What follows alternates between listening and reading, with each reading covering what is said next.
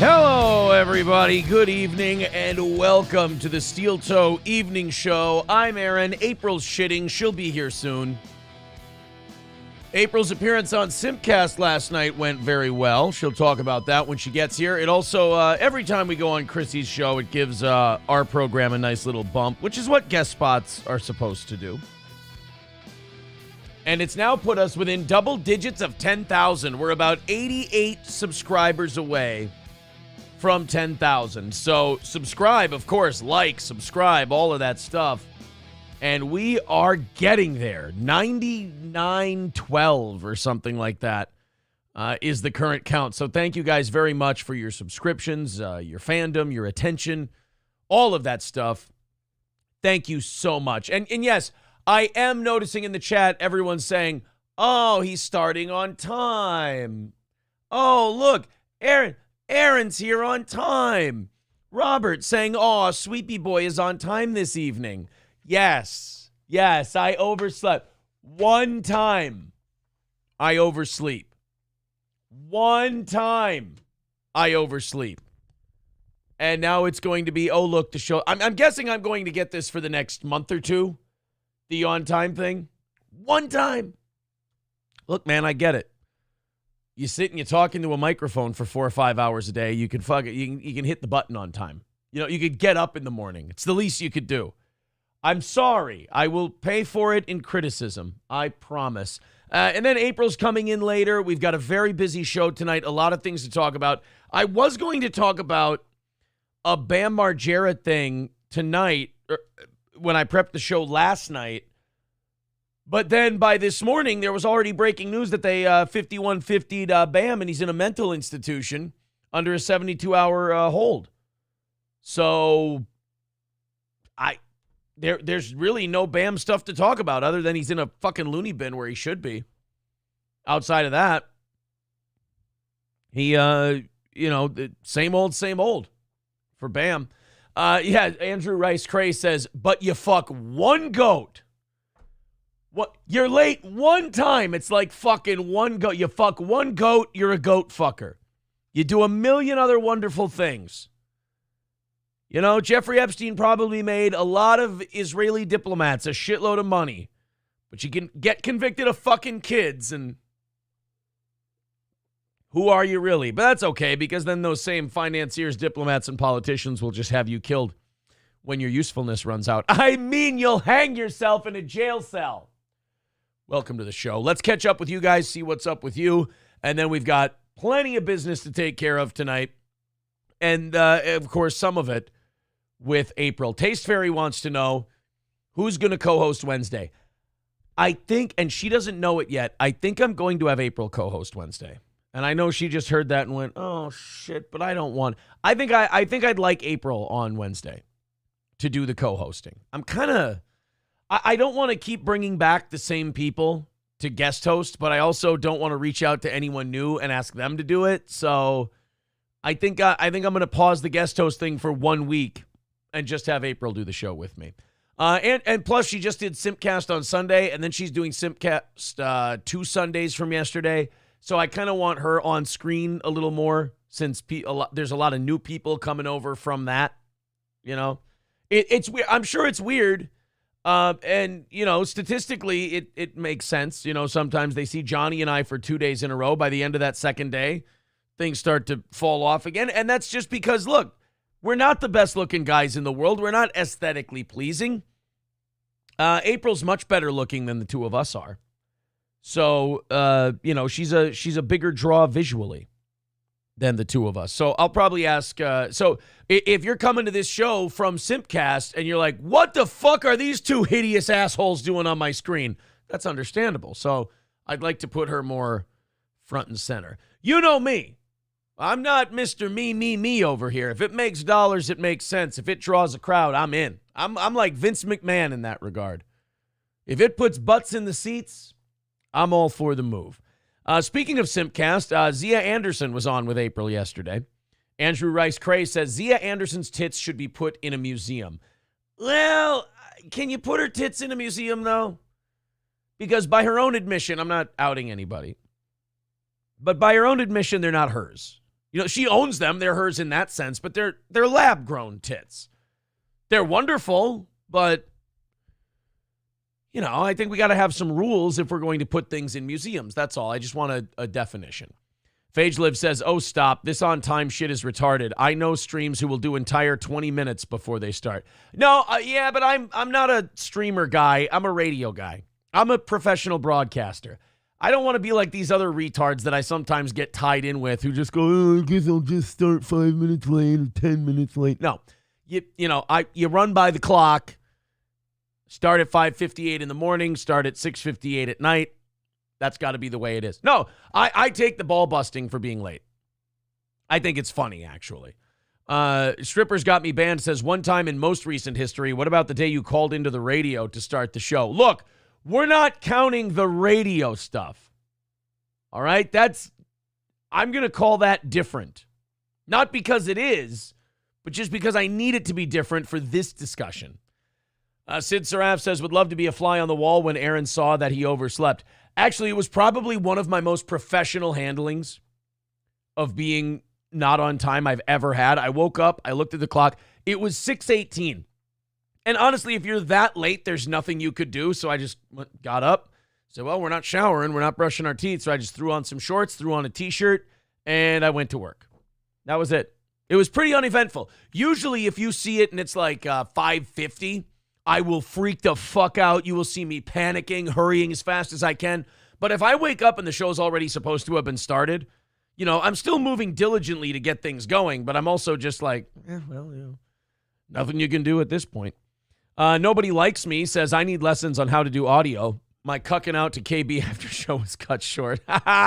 Oh, dumb fat nerds who were bullied their whole life just have failure problems ingrained in them. Nobody likes me, so I understand. Tommy2X says, right pocket got money, left pocket cocaine, bulletproof white Cadillac riding in a tank. Thank you. I love poetry to start the program. Citizen M says, sorry I'm late. Didn't realize we were starting on time. I see. I see what you... Zen Rhino says, the saying is you could build 1,000 buildings and suck one dick into the world. And to the world, you're not an architect, you're a cocksucker.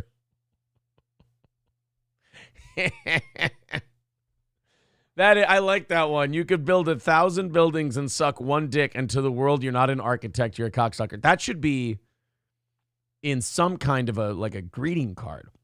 Oh, there's some good co-host ideas here. Robert says you should get Zia on a Wednesday. How about Husey? Husey would be a great. I would love to co-host with Husey. The only problem is when we get into the news stuff, I feel like Husey, first of all, he's not American, so he's not going to be up on half the shit we're talking about. And then also, I don't think he cares about that stuff. You know, that stuff's kind of nerdy to him, you know? So I don't know. Maybe Ski Mask sometime. I love having Stevie Lou on. Gino and Stevie Lou are a couple of my favorites. So everyone we've had on so far, I would have back. Andrew Rice Cray says, is April getting half the super chats or 77 cents on the dollar like women are supposed to get? I like that. I like that. Nobody Likes Me says, Bori lied. I think he means Corey now. Bori lied and said he never got an invite from you. Oh, he didn't say that in the last week, did he? Because that would be a lie. Here, Sunday, May 28th. Wanna do Wednesday? That would have been a week ago yesterday. And then before that, let's see, when's the last time? That's not. Hey, want to do Wednesday? Start at 7 a.m. That was April 15th.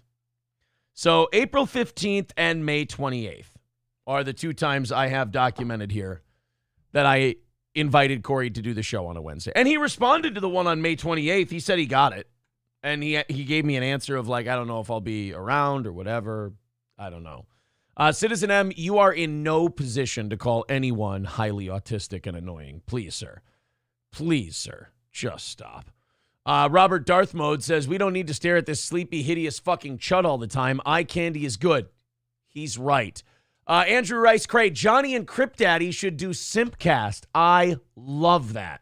The last professional broadcaster, like Sam Roberts? No, I am the last professional broadcaster. I'm younger than Sam. Gary Crouch says Cumia starts 5 to 10 minutes late all the time, Aaron. Yeah, but Anthony's also a multi-millionaire. I don't think the rules apply once you've got enough money where you don't have to do it anymore. Alaric says, I actually liked the show going later today. I understand why you start early, but it was nice to have entertainment until 11. Well, then you and I can have a little discussion along with the rest of the audience. Should we start this show at 6:30, and if we get overtime, go to 11? I'm amenable to the idea. If you guys like it, I do not hate that idea. Ooh, is somebody going to accidentally get a half hour of sleep? I don't know. That was a line from the Woody Harrelson boxing movie, but it was Bridge Builder. What is it? Oh, shit. What was that? Play It to the Bone. Is that the one you're talking about? Play It to the Bone is the Woody Harrelson boxing movie. An orca eating a seal is nature in action. Lizzo eating a seal is a crime against nature. All right. I don't know where that came from. Tom Chilstrom, Matt Doima. No, I don't think that Tom Chilstrom or Matt Doima would be good co-hosts for a Steel Toe morning show. Nothing against them. I like both those guys, but I don't think Doima can hang, and Tom is too nice of a guy. Tom's just too sweet of a dude. I like him too much. Patrick Smelton says, can you ask Corey when the splice job is coming? I don't know what that means, but I love your name, so I read it anyway. Slammin69 says, Corey is flopping out there. Cut him loose. Like I said, as far as Corey goes, I sent him the invitations to do the show. Here's my attitude on Corey. He obviously got a little rattled, I think, by the people who started going after him when he left. And I think he's nervous that if he comes on the show, those people will come back. So he doesn't want to say no because that makes him look afraid. But if he comes on, he doesn't want to leave Steel Toe and then come right back to Steel Toe again and then get shit on. Because Corey was one of those guys when we were doing the show, he had his fucking eyes in the chat constantly. And I for years, I tried to get him to stop. However many years he was on the show, I would tell him on the radio, I would tell him on the stream, I would go, stop looking at the fucking chat. That's my job. I tell all the second mics that. Don't worry about the chat. You help me. I'll deal with the chat. And he just, if you tell Corey not to do something, he'll do it more. And he wouldn't listen to stuff that was going on in the show. He did that thing that people do where they go, oh, I can multitask, and they can't. I say that to people too, like I can multitask. I can't multitask. If I'm focused on one thing, I'm not giving this other thing my full attention. And he would get worked up, and the show would stop. The show would come to a halt because he had to address somebody in the chat. And it's like, dude, and that's kind of where our banging heads came from. He wanted to run a show, and he couldn't run this show. And so he would get upset about that. And so I think he wanted to run his own thing and do it his way. And he's doing that now. And I don't think he wants to make it look like he's piggybacking on Steel Toe to get any kind of bump, which in a way is honorable, right? I think that's kind of an honorable thing. But I wish he'd just say, no, I'm not interested. So I've asked him 2 or 3 times now. He's kind of, fumbled around with it. If he comes to us and says, hey, I'd like to do the show again sometime, I'll consider it, but I probably won't make an invitation again. Cerberus with $5 says, I'll happily drop a deuce in the Mudfart's shoes if he somehow manages to get the Stonies. Make him walk away in shame with poo squishing between his feet. I don't hate that idea. That's a lovely idea. I love the visual of that. Can we get like some sad music to go with it too? Broke Hack says, Aaron, Chad Zumach's ex-girlfriend was clicking my ass the other day when I turned around to let her know that's Chad's mother is doing a better job in the front. Oh, well, I believe his mother is dead. So whoever that woman who said that she was Chad Zumach's mother, I think she was taking you for a long ride, sir. Triple N says, a man builds 1,000 bridges and sucks one dick. To the world, he's not a we already sent that one. Raz of Chaz says, get that gay guy you used to have on the radio. The gay guy I used to... Oh, Zach. Oh, that would be a lot of fun. I like Zach. Zach Halverson was an old second mic for this show who thought he'd be like a really fucking trailblazing radio guy and go be a producer for an iHeart radio show in Minneapolis. And I said, don't go be a producer. They're going to pay you dog shit money. You're not going to move up. They're going to promise you the world and nothing's going to happen. Well, 5 years later or so since that happened, he's still same job, living with his parents, nothing happening. They're promising him the world, and nothing's happened. So, again, I hate calling this shit, but it's just, I know the business. I know how this stuff works. Carlos says, invite Comrade Tripp for a Wednesday. Comrade Tripp is like damn near a commie. I don't think he would like the discussions that are had on this program. Alaric says, I really like later. I'd be an advocate for starting at 7. I don't get up before 8 ever, but if I were Aaron, I'd err on the side of not changing. Yeah, I'm leaning towards not changing. But at the same time, if the audience, the audience pays the bills. And if the audience says, hey, Aaron, we'd rather have 6:30 or 7 o'clock Central Time as a start time, I'm going to listen to them. Ian Hamilton likes Cerberus's nickname, Mud Fart. Can you really make a more embarrassing name than Mud Shark, though? I mean, it's already Mud Shark. Some are saying, says, Corey was the best when he was in studio and you could take the chat away from him. Yes, absolutely. Yeah, Andrew Rice Cray, I agree. Corey fucked around, thought Fatso was his golden goose, but found out Schadenfreude. Yeah, I told him about that one, too, and he found out the hard way, unfortunately. I can't tune in if April isn't here. Aaron is still great, but the live aspect must be just so. Fair enough. Tell us what April is doing at least. She's dropping the kids off every Monday evening show, except in the summertime now. This will be the last Monday until September that April is not here for the start of the evening show. Turtle says, I'm only partway through the morning show. Zumock is in no way has the balls to show up at Stoney's. Is he even allowed to leave his state? It would not end well for him if he did that. So he is lying and he's not coming, but if he did, I feel bad for him. I feel great for me, though. Corey can be quite annoying, says Kenneth. I want to like the guy, but my goodness, real piece of work, that guy. I think Corey means well. I do. I think Corey just gets, comedians are like this. Comedians are like this more so than broad. This is always the banging heads I talked about. Comedians versus broadcasters. And I've learned this a lot in the podcast world. Comedians go and read Reddit. Comedians go and read Discord comments. Comedians go and read YouTube comments, and they want everyone to like them. I mean, comedians have no ability to embrace playing the heel.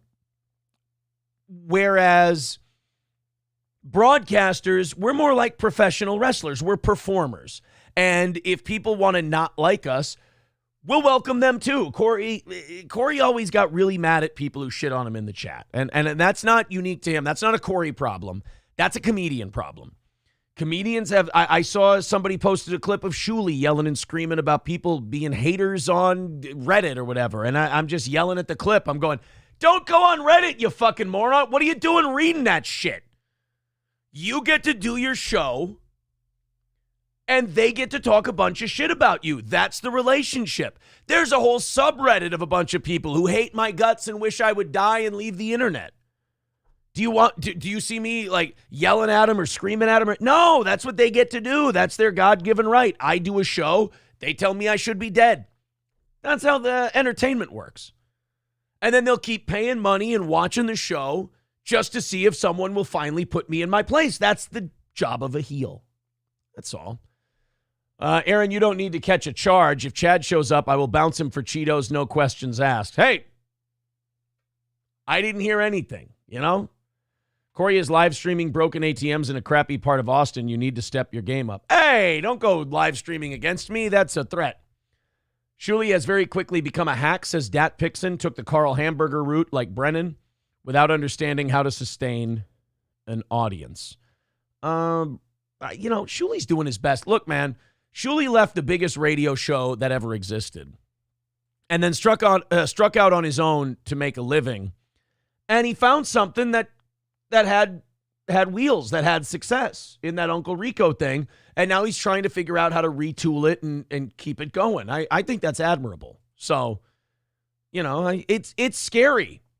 When you go off, I know this, when you go off on your own and there's no parachute, there's no safety net, and you got kids and you got, Shuli and I I think are the only ones in that kind of podcast universe who have young dependent children. Oh, wait, no, and Kevin. And you see what those guys are willing to do, and myself included. You see what we're willing to do to make the show work. So I can't, I know Shuley gets a lot of shit and people say he's a hack and this and that. I don't think Shuley's a hack. I think Shuley did something very brave.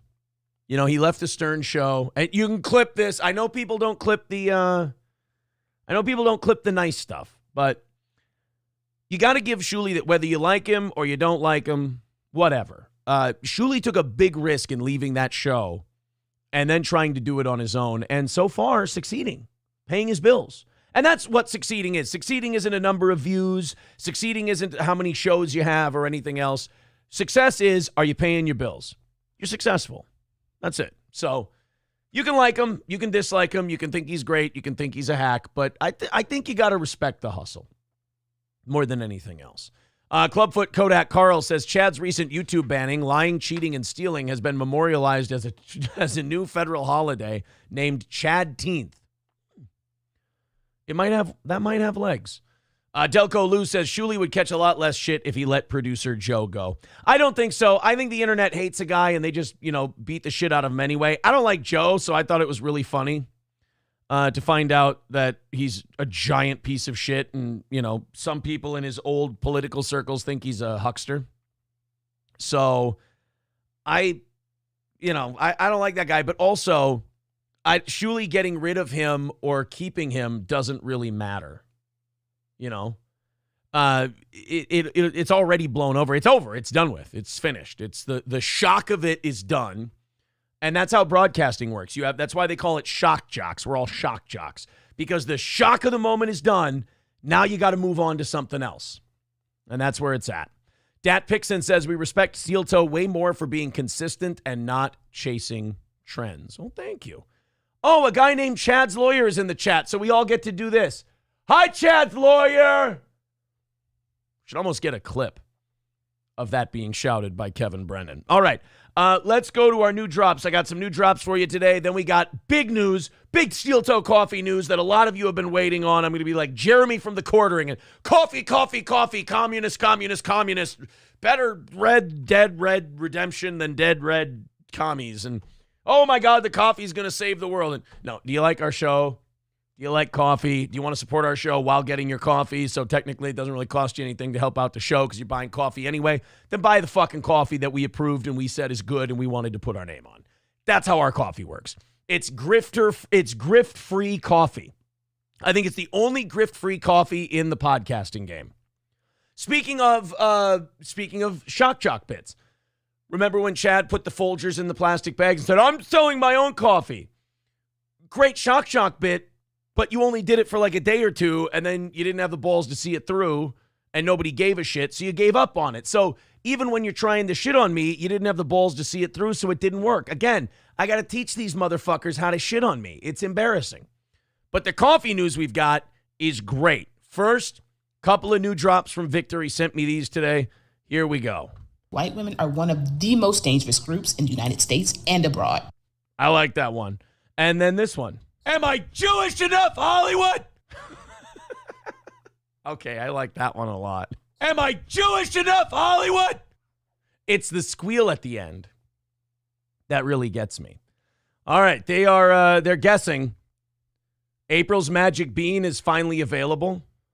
Oh, so we're guessing. Have you ever talked extensively about how Kevin Brennan's producer is a psychopath? Adam? I mean, he seems like a guy who at a moment's notice could shoot up a school, but I don't think he ever has he? No. I don't think that Adam, I mean, he looks like a guy who's, one bad fast food order away from a falling down situation, but he seems like a good enough fella. All right, well, we'll see. Oh, hi, Chad's Lawyer. He's saying hi to everyone else, so I wanted to say hi back to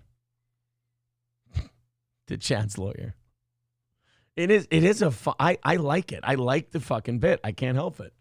All right. Am I Jewish enough, Hollywood? Mel Brooks. Yeah, that's where that came from. That was during my Mel Brooks rant. Am I Jewish enough, Hollywood?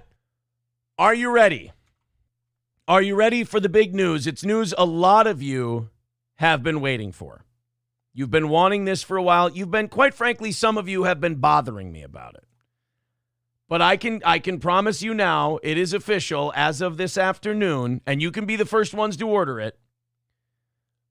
Whole bean steel toe coffee is here. There you go. crescentmountcoffee.myshopify.com. You've got the ground coffee. You've got the whole bean medium and dark roast. Again, this is coffee that I had professionally taste tested by April, Johnny, and even myself. I want to put my name on this coffee. This is very, very good coffee. Steel Toe Morning Show, ground coffee and whole bean coffee. Guess what would be next? April's Magic Bean. So you guys ordering hundreds of these bags over the first, it's almost a month. We haven't even been going a month. And you guys have ordered hundreds of bags. Everyone's very happy about the deal. So we've added whole bean coffee to the Steel Toe coffee lineup. Again, these orders get filled in less than 5 days, made fresh as soon as you order it, right to your door. The mail people say that it makes their trucks smell amazing. Check it out. Steel Toe Coffee, crescentmountcoffee.myshopify.com. Let's put that link in the chat. There you go. Let me take that promo code off there because I think that promo code expired. There you go. Perfect. There it is. crescentmountcoffee.myshopify.com for Steel Toe Coffee. There you go. You guys asked for a whole bean. I got you whole bean. You're asking for April's Magic Bean. I'm going to get you April's Magic Bean. Everything's coming together just like I told you. There you go. If I buy a bag, am I fighting the culture war, says Union Jack. This is 100% grift-free coffee. Do you already drink coffee? Do you want to support your favorite show?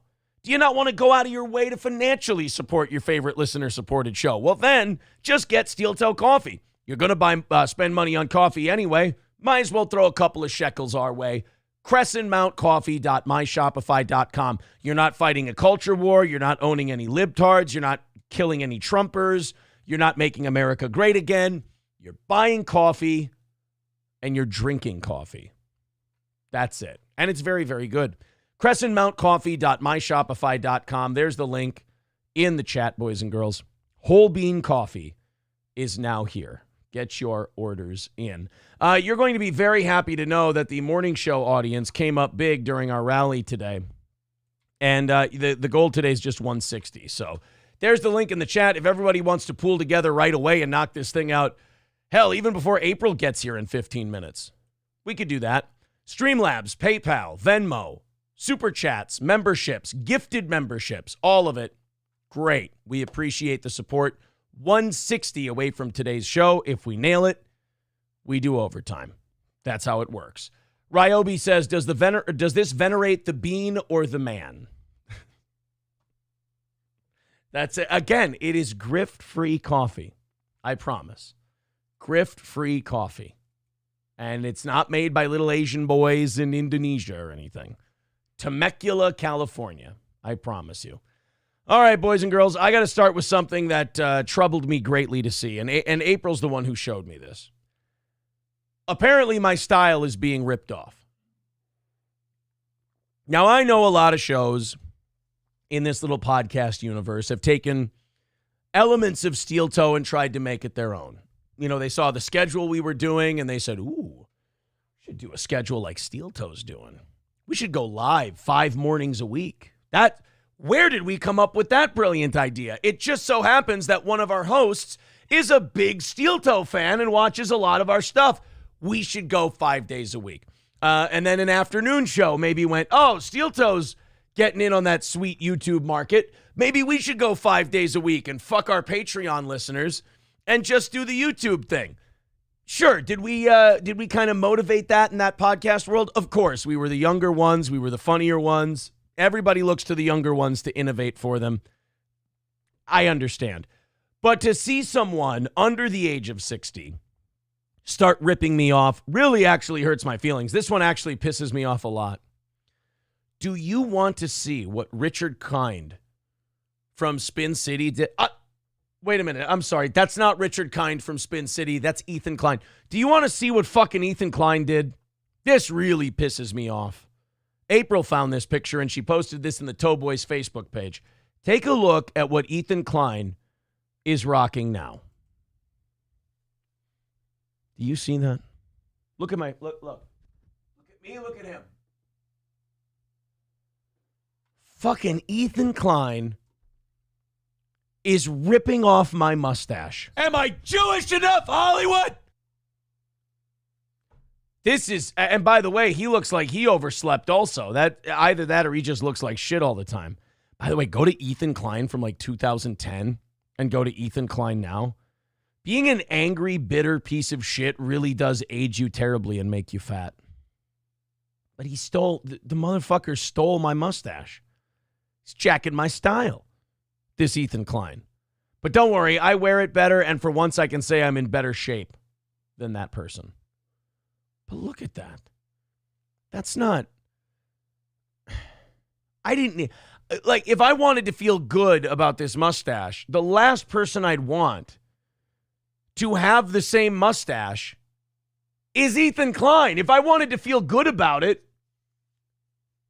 Ethan Klein going, oh, man, I'm really into my new look. Gila just sucks my dick all the time now because I've got this mustache. Fuck, now I need to shave my goddamn mustache. People are saying twins. Some people saying thief. I hope you guys are leaning more towards thief than twins. It really does look like an Aaron Corey cross, says Yul Gibbons. Citizen M says that is a copyright claim if I've ever seen one. Those facial hairs belong to Steel Toe Corp. It's Steel Toe Media Incorporated, but I understand. Just want, put some respect on my name. That would be funny. I should copyright strike Ethan for ripping off my I should file a copyright claim for him ripping off my mustache. No. I'll get in trouble. If you file bad faith copyrights, YouTube doesn't like that very much. I should try to find a way to send him a DM and just tell him, look, Ethan, I understand you're probably going through something right now. You're trying different things style-wise, but, you're stepping on my toes over here, and I don't appreciate it. Left-handed says he even has your hairstyle. I know. Am I Jewish enough, Hollywood? Kane J says he looks like if Aaron and Corey had a kid. I know. It's fucking April showed it to me, and I was so mad because I couldn't argue against it. And I don't like that people in the chat are going, holy shit, he's looking terrible. He's got my fucking mustache, guys. Let's take it easy on the he looks terrible for a second. He looks like the heavier version of you without glasses. All right, I'll take he's the shittier looking version of the guy with the mustache. You wanted to look like your hero, says Kmart Ready. No. Let's not get that shit started. Papa Dan says, get litigious on that. Well, no. By DM, you mean dirty mustache. Wow, Ethan's sporting the pedo mustache too, says Mad Max Mardigan. He's missing the zits and the tits, says Alex Bernal. Don't talk about my zit. I hacked away at it some more today. It's not in good shape.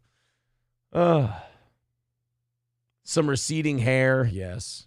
Ethan wears the mustache better. New boot goofing. Oh, I can't handle that. Kip Smith says ROTC both have that mustache now and did it first. Thank you very much, Kip Smith. I appreciate that. Cease and desist and add he's been Ethan declined in a DM. I would like to get in contact with Ethan and just ask him politely, hey, I've been working on this mustache for a long time and I'd really appreciate it if you would, back the fuck off a little bit. That's all. Gary Crouch says y'all should team up for a podcast, The Kraut and the Jew. Oh, I like that. Am I Jewish enough, Hollywood? Yul Gibbons with $5 says, when are we pirating our way back onto Twitch? I have a pretty cool animated steel toe boot emote on my channel. Oh, that's right. I gotta work on ban evasion on Twitch. That's a very good idea. 155 away from tonight's goal. If you'd like to chip in and get yourselves a half hour of overtime, we do appreciate it. There's all the links in the chat. They're also pinned to the top of the page. Thank you to the morning show crowd for getting us closer than we usually are. It's very nice of them. Okay, couple of stories before April gets here. The first one I wanted to talk about, remember that cross-dressing weirdo that was in charge of like nuclear waste storage or whatever in the Biden administration? Well, they had to leave the Biden administration because they got caught stealing luggage at the airport, to look like a pretty lady. They had to steal, the guy had to steal dresses and stuff. His name's Sam Brinton. And he just had a fucked up mustache, which is gay, right, guys? Had a fucked up mustache, but liked to wear dresses. So you couldn't tell what the fuck this person was. They got caught stealing luggage at the airport once. And the Biden administration basically said to this guy, like, look, man, you got to cool it on the fucking stealing shit at the airport. That's a weird white woman crime. And then Sam Brinton went, oh, thank you so much. And they were like, no, it's not a compliment, you fucking God damn it. No, what we meant was it's something that white women do, shoplifting, sneakily lifting things and taking them away. It's not a high badge of honor crime is what we're saying. So don't do it anymore. And then Sam Brinton said, okay, I'll get to work on what we should do with these spent nuclear fuel rods right after I tuck my cock into this Vera Wang gown. And then they tucked their cock into the Vera Wang gown. They got to work on where we should store all the nuclear waste and whatnot. But then one day they had to take a flight and they thought, God damn it, I need someone else's suitcase. I got to go shopping for some new dresses. Not only did this stupid bag of shit steal another bag from the airport, but they also the next day posed on social media with one of the dresses on, which someone who had posted on social media the day before, like, hey, I never got my luggage. Here's one of the dresses in it. Exact same dress. So then they finally let this creep go, which is too bad because I'm sure this person was, like, if I show you a picture of Sam Brinton, I'm sure this was the most qualified person for our, nuclear secrets and whatnot. Right there. Yeah. There was probably nobody more qualified than this fella to figure out where we should put spent fuel rods. Although this person probably does know a thing or two about spent rods. In fact, when they asked Sam Brinton, what should we do with the spent rods? Oh, just throw it right on my back. No, I meant nuclear fuel rods. Oh, are those ones that are HIV positive? No, Sam, you need to focus for me. Maybe you're not cut out for this job. But after they stole suitcases for the second time, they told this Sam Brinton that you got to get the fuck out of here. You got to leave now. We can't control you. Well, it happened again. Sam Brinton, the former senior Department of Energy official, was arrested as a fugitive from justice by Maryland police late Wednesday. According to county records reviewed by Fox News Digital, Brinton was taken into custody in Rockville, Maryland, not Minnesota. A spokesperson for the Metropolitan Washington Airports Authority Police, which is the lead law enforcement agency for both Washington, D.C. area airports, said the arrest was related to the theft of airport luggage, the third such criminal case involving Brinton. So they just can't stop fucking stealing ladies' clothing, which that goes beyond, it goes beyond like trans mental illness shit. It's like that white lady shoplifting addiction. It's really weird, man. People saying they look like Matt Damon in Elysium. That's, you know what? There is a bit of a Matt Damon element going on, but you're right. I couldn't figure out. It's Matt Damon with a mutation, but I couldn't figure out what the mutation was. You're right.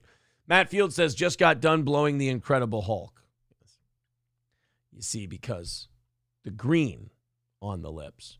But don't worry, I'm sure when they picked that person to work in the nuclear energy department, I'm sure that it's because they scored the highest on their interview and they were the most qualified person. I'm sure it had nothing to do with filling any quotas or looking super duper progressive or throwing a bone to the LGBTQ plus community. It nothing to do with any of that stuff. It was just because they were so goddamn good at their job.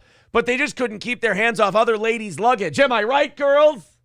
Am I Jewish enough, Hollywood? White women are one of the most dangerous groups in the United States and abroad. Indizbuzz Bizdizbuzz says, I'm drunk and betting sports. Also, this show is stupid. Thank you, Indizbuzz. We couldn't do it without you, buddy. We appreciate it. Matt Fields calling Sam Brinton a klepto-gender maniac. Yeah, that, I mean, when the whole green lipstick, are you or aren't you thing, when that's not the most troubling part about you, you're a fucked up individual. Cunnin Stunt says it's 100% not a distraction. Yeah, like when shit like this comes up again, you almost have to look at like Twitter and other news sites and go, all right, what are they fucking around with now? Now what's the deal? Because, like, remember when they arrested that George Santos? And we were like, oh, George Santos got arrested. And then Trump did that town hall on CNN. And then that same day, the Republicans were like, hey, we did an investigation. We found out that the Biden family has like 20 corporations that foreign nationals from Ukraine and China have been putting tens of millions of dollars into. We're like, yeah, but we just arrested this guy. And, ooh, Trump's going to be on TV. All right. Works for us. Oh, man. So, look, steal as many fucking ladies' suitcases with all kinds of tuck-it, goodbye horses dresses you want. You're not working in the government anymore, thank Christ. Okay, boys and girls, 155, I'm sorry, away from knocking it out tonight. Let's see if we can do that. All hands on deck, as I said before. Oh, shit, I just accidentally deleted the chat. What a stupid dildo I am. Here we go. Sorry about that. And now we're good. Yeah, let's see if we can knock that out. I don't know. Maybe we can knock it out before April gets here. She'll be here in a couple minutes, but who knows? Maybe we give her a nice little gift before the show, before she joins the show tonight. 155 away. Softcast is here. He says, longtime listener, first-time caller. Softcast, one of the biggest Steel Toe fans out there. He's one of those weird guys who has to, deny it to all his friends like we weren't cool in the summertime. I feel bad for him. I wish he would just come out of the closet to all his pals and admit that it's not ironic for him. Why wouldn't you love this show? It's better than anything else you can watch. I don't understand closeted, scared crowd followers like Softcast. He's gotta lean in and just hey pal, I'm your friend here. Just admit you're a good fan of Steel Toe. One person with just numbers says Softcast sucks and I hate that entire operation. Yuck. No. You don't understand. They're doing a bit. They're doing a gimmick. They're showing you how hacky and lame and not funny hating on this show is. It's like a parody thing. Softcast is doing a parody of shows that don't like our show to show how fucking awful those shows are. Because there is no way Softcast would associate himself with a show that was that shitty and awful. Because they're not that shitty and awful seriously, and they're trying really hard. They're pretending to be that dog shit so that they can show how silly it is to do a show hating on Steel Toe. Don't worry, Softcast. I'll defend you from these people. Dat Pixon, your buddy John just has to come around now and understand that I'm fighting for him because wink and a nod. I know what he's doing. I get it. Nobody's that shitty voluntarily. They're doing a bit. Softcast says, thank you for your support. No problem, buddy. Nebo says, Steel Toe is better than the amateur-ass shows that orbit it. Yeah, I think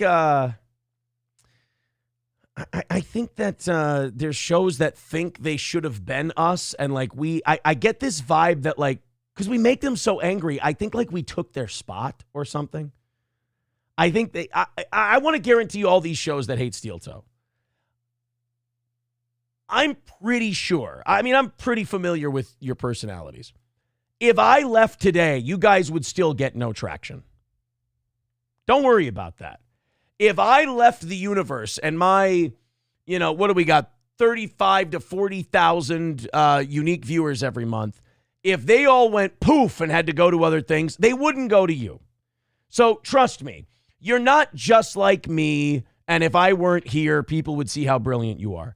People would still think you suck. You would then just have nothing to talk about, unfortunately. So, Softcast, I hear you. You're doing a bit. I get it. You guys don't really suck that bad. You love the show, and you're just trying to help us out. I hear you. Citizen M says, I love all of these shows. Softcast, just openly be a fan. Trust me. Right. Citizen M's an honest bag of shit, so we bust his balls a little. That's all. He's a good kid. It's just a confused autistic boy from around the way. Okay, kids, let's switch gears to something else. I'm sorry. I can't help myself. When Softcast shows up, I got to bust his balls a little bit. Because I see Softcast for what he is, and I just want to encourage him to be himself. That's all. Let's go to a guy who punched a baby in the face. And then April can sit down and do the show with us here. Salvatore M says people would make fun of Win by Two more, but viewers are too bored to watch it for material. No. You guys, again, you have to understand. They're only doing it as a parody of shows that don't like us to show you how bad they are. You guys are thinking that they're serious and they're trying their best. They're not. They're doing a thing. I promise you. April, good evening. Hey. Before we get to the punching story, the baby punching story, Okay. I wanted to tell everyone, I had to wait till you get here. I can't wait until, this is so, I got to say, as a show host, this is so fucking awkward to me when your co-host comes in 45 minutes in. So I can't wait for this new schedule now. I'm sorry. That the school year is over, because it's a really fucking awkward show for me to do every week. I don't look forward to it. Would it be easier to have like a set time I walk in next time? 8? Oh, for next fall? Yeah. No, 8? 7:45 Okay. is the time I want. So anyway, let's talk about what we saw this weekend. We were taking the kids out to go places. They wanted to do something like welcome to the show. They wanted to do some water slide, water type shit. Yes. And the first place we went to, their water slide was closed down. Total bummer. The second place we went to, we took them to, we're like, okay, what has water slides and a pool and stuff like that? And we went, all right, the St. Cloud YMCA. So we go to the St. Cloud YMCA, and the kids go in the pool, and they're having a good time, and they're going down the water slides, and they're doing all that. And then April, as I'm taking the youngest two around, April makes a discovery on the kids' water slide. Absolutely disgusting. So the youngest wanted to start going on said water slide, and I happened to just look over, and there's like this goopy, like light, weird, foamy brown shit looking thing on the top of the slide. So I'm like, okay, keep the kids off there for a second. I don't know what that is. Let's go get it cleaned up. And the lifeguard that I talked to came over and looked at it, and I watched his eyes roll in his skull as he's like, oh shit. And he had to shut down the entire pool area because that was either A, shit, or B, puke, and you can't have that in a public pool. Okay? He's gonna puke! It had a Caddyshack moment. I'm going to tell you this. It was smeared shit. And I'll tell gross. it was smeared shit. And if you guys know anything, now we've never taken the kids to the YMCA, and I will tell you why. I find YMCAs to be dirty places where poor people swim. Yep, I hear you. I find it to be kind of a, now the one in St. Cloud is nice.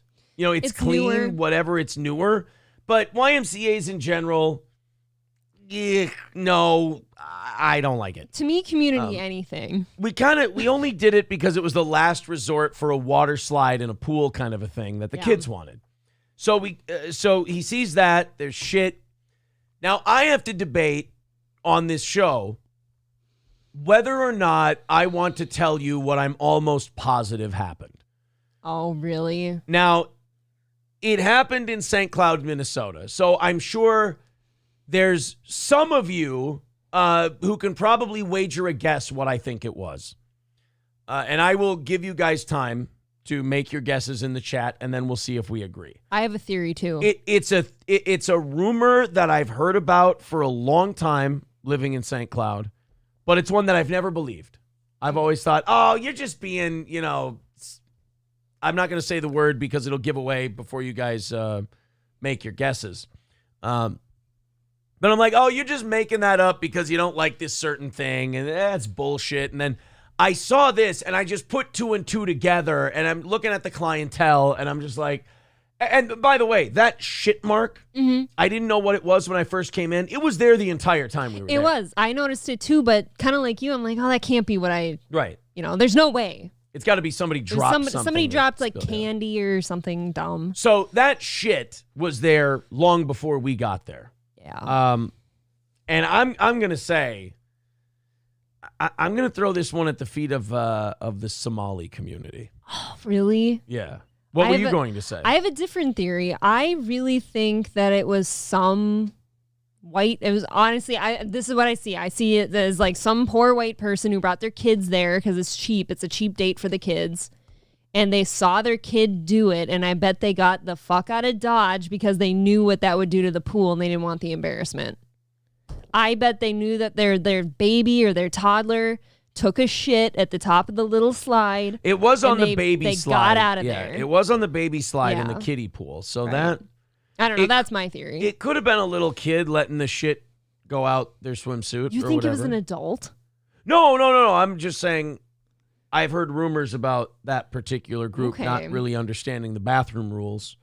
And that's a true thing. I did live in a Somali. I lived in a Somali community for 2.5 years, and I have told the story about the water bubble in my ceiling before because the Somali family up top, they don't bathe in the shower like normal back then. This was quite a few years ago now.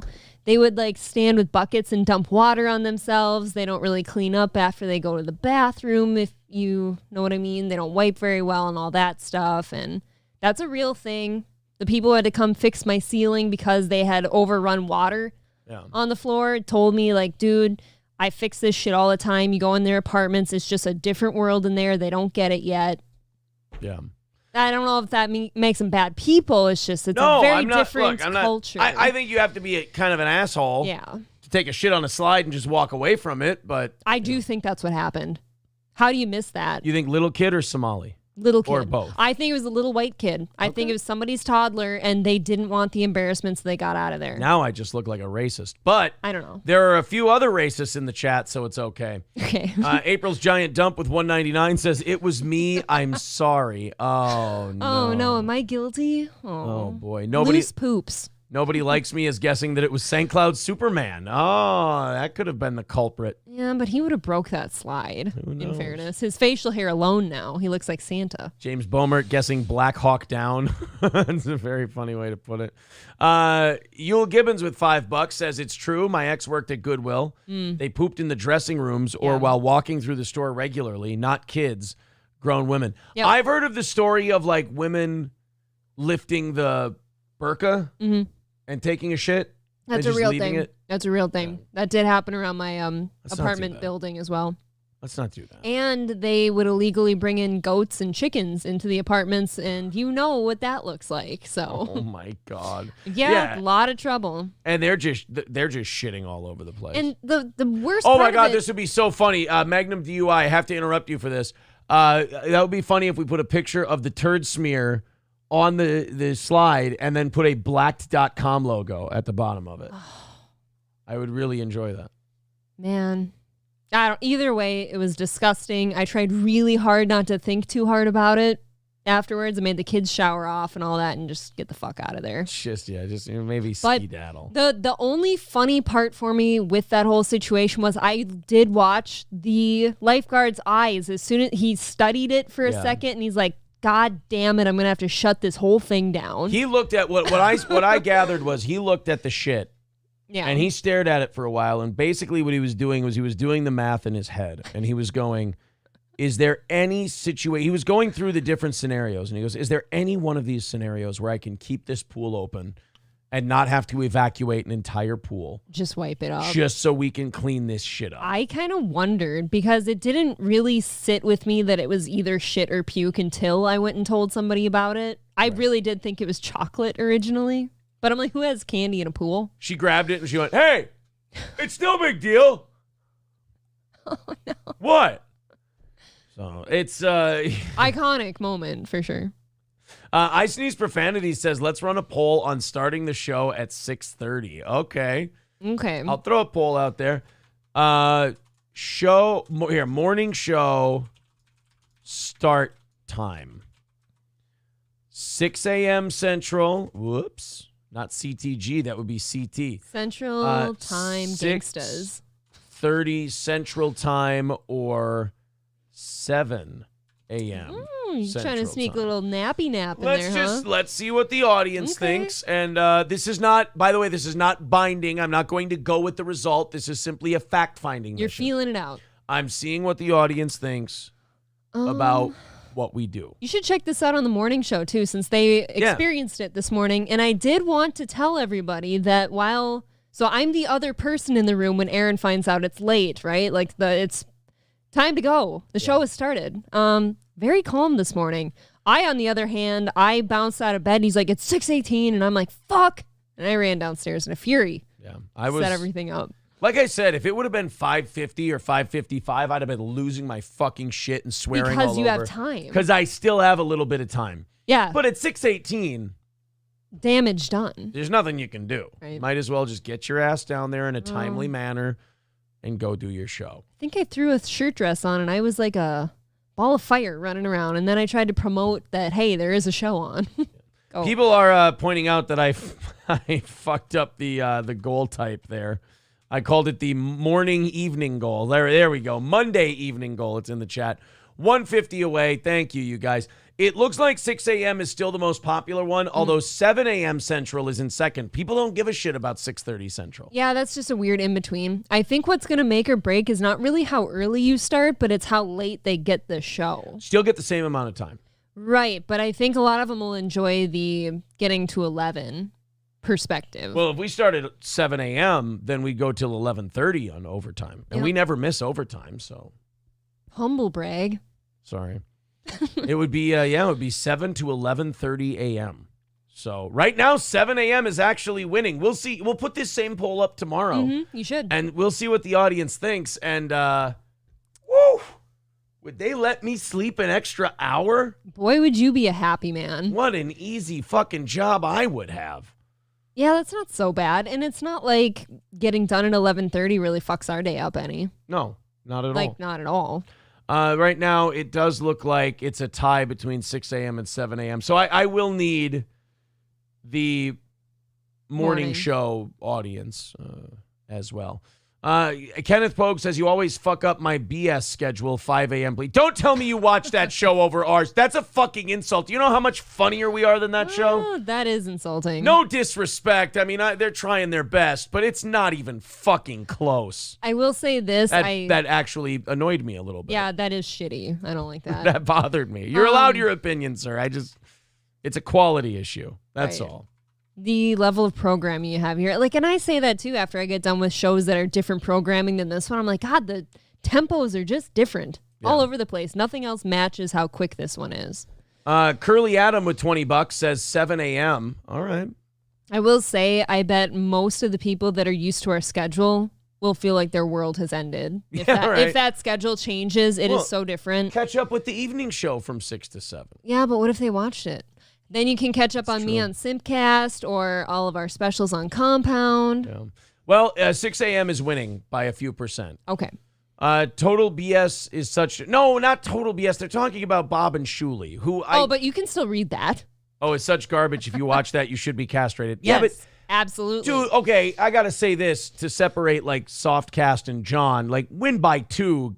Like, Total BS is such garbage that Win by 2 looks like a fucking Marconi award-winning program. They look like a golden nugget. Yes, they look like... Dude, I don't know either of them, but I know they're all piles of shit usually. They make John and Softcast look concise, to the point, and talented compared to them. So I would never put Win by 2 in the same category as Total BS. That would be insulting, even to a show that pretends to not like us while being huge fans. I think it's okay to forget both of them.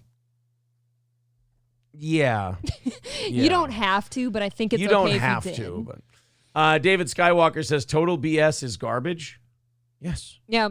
I mean, is that shouldn't shock you, David Skywalker? I hope it does. That is the most lukewarm take I've ever heard. It is just like watching like the podcast that NPR rejected because it didn't have enough energy. Not good. Oof. All right, guys, 135 away from knocking it out tonight. Thanks, guys. Let's go ahead and get to this baby punching story because, God damn it, I have a show to do and I am slacking big time here. Did this baby shit on the slide? See, now, if the baby shits on the slide, the baby's got to go. What did he do? This man that you see right here, Rico Williams, he is facing charges after police say he punched a 1-year-old in the face. I mean, ask you, what did they do? If it shit on you, I understand the impulse, but you still don't do it. That's bad impulse control. Hold back. You gotta hold back. If it pissed on you or shit on you or threw up on you. Oh, could have spit up on him. Do 1-year-olds still spit up? Oh, yeah, for sure. Okay. Well, kids in general puke. Our 9-year-old puked on me this year. That's true. Okay. I don't know. It happens. So I would say if the kid threw up on you, shit on you, piss on you, any kind of bodily fluids on you. Yeah. then I understand the urge to be very upset. I don't quite understand why Rico here had to fly off the handle. Usually when you punch someone in the face, you're teaching them a lesson and you're proving something to them. I don't know what you're proving to a 1-year-old when you punch it in the face, because no one has gone to a 20-something-year-old man and gone, I bet you can't punch that 1-year-old in the face. Definitely not. I don't know. It's like you said, the impulse is there. I get it, but you can't hit a kid for anything. Like, in my opinion, kids, especially a 1-year-old, they don't know what they're doing. No, it's not their fault. 1-year-olds don't even have defensive skills. They're kind of like ducks that don't have sphincters. They just shit. Yeah. They just puke. They just do things. Wherever they are. They haven't been taught yet. Right. CMPD says it happened near West Summit Avenue and South Tryon Street around 11:30 this morning. Police say the child's mother did not even know who hit her child, but they do say they were quickly able to take Williams into custody. The 1-year-old, by the way, was taken to the hospital where they were treated and released. Wait a minute. So you, a grown man, punched a 1-year-old in the face and you couldn't even put them in a hospital overnight? Not even a concussion. No blunt force trauma. None of that. You're a terrible shot. You punched a 1-year-old square in the face. I mean, you wound up, you bam, punched. If you punch a 1-year-old just from here, ready? There. That, you should be able to put them in the hospital with a concussion overnight. 1-year-olds maybe weigh 20 pounds. Right. That's, what is that? That's like this. It's a little guy. So to me, this is kind of like damned if you do, damned if you don't. Because if you're going to decide you're punching the baby, then make it count.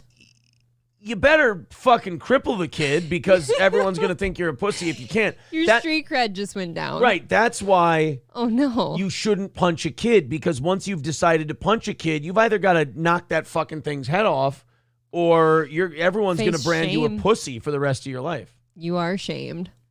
You knock a 1-year-old's head off with a punch, nobody's going to fuck with you. Because they're like, look, I know it's a 1-year-old and everything, but the kid's head came clean off his shoulders. That's fucking incredible. There it is. Yeah. There's the stump, and there's the kid's head. It's got to look like Will Ferrell hitting the baby in the campaign. Slow motion, that face, that whole thing's moving.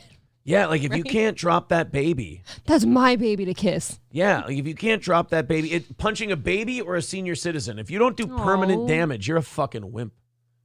Don't call out Joe like that. That guy decided to lose the minute he chose to hit the baby. It is true, because if you don't do the damage, you're going to be shamed twice. Once for hitting the kid, and second for being just a puss. You're a pussy guy. Well, the baby went to the hospital, was treated and released, spit out one of his teeth and went, "Is that all you got, gay F word?" He actually looked the guy square in the eye, April. Mm-hmm. And he said to him that Aaron's got too many drops, is what he did. The 1-year-old got punched in the face by this Rico Williams guy, spit out a tooth and said, "Okay, faggot, what's next?" Start him young. Citizen M says only a coward could ever physically abuse a baby. Oh, if it were a puppy golden retriever, exceptions can rarely be made. Okay. Got something against golden retrievers? No hitting the golden retrievers. Turtle says, so is this the plot for the Glass Joe origin story? Oh, I like that. Okay.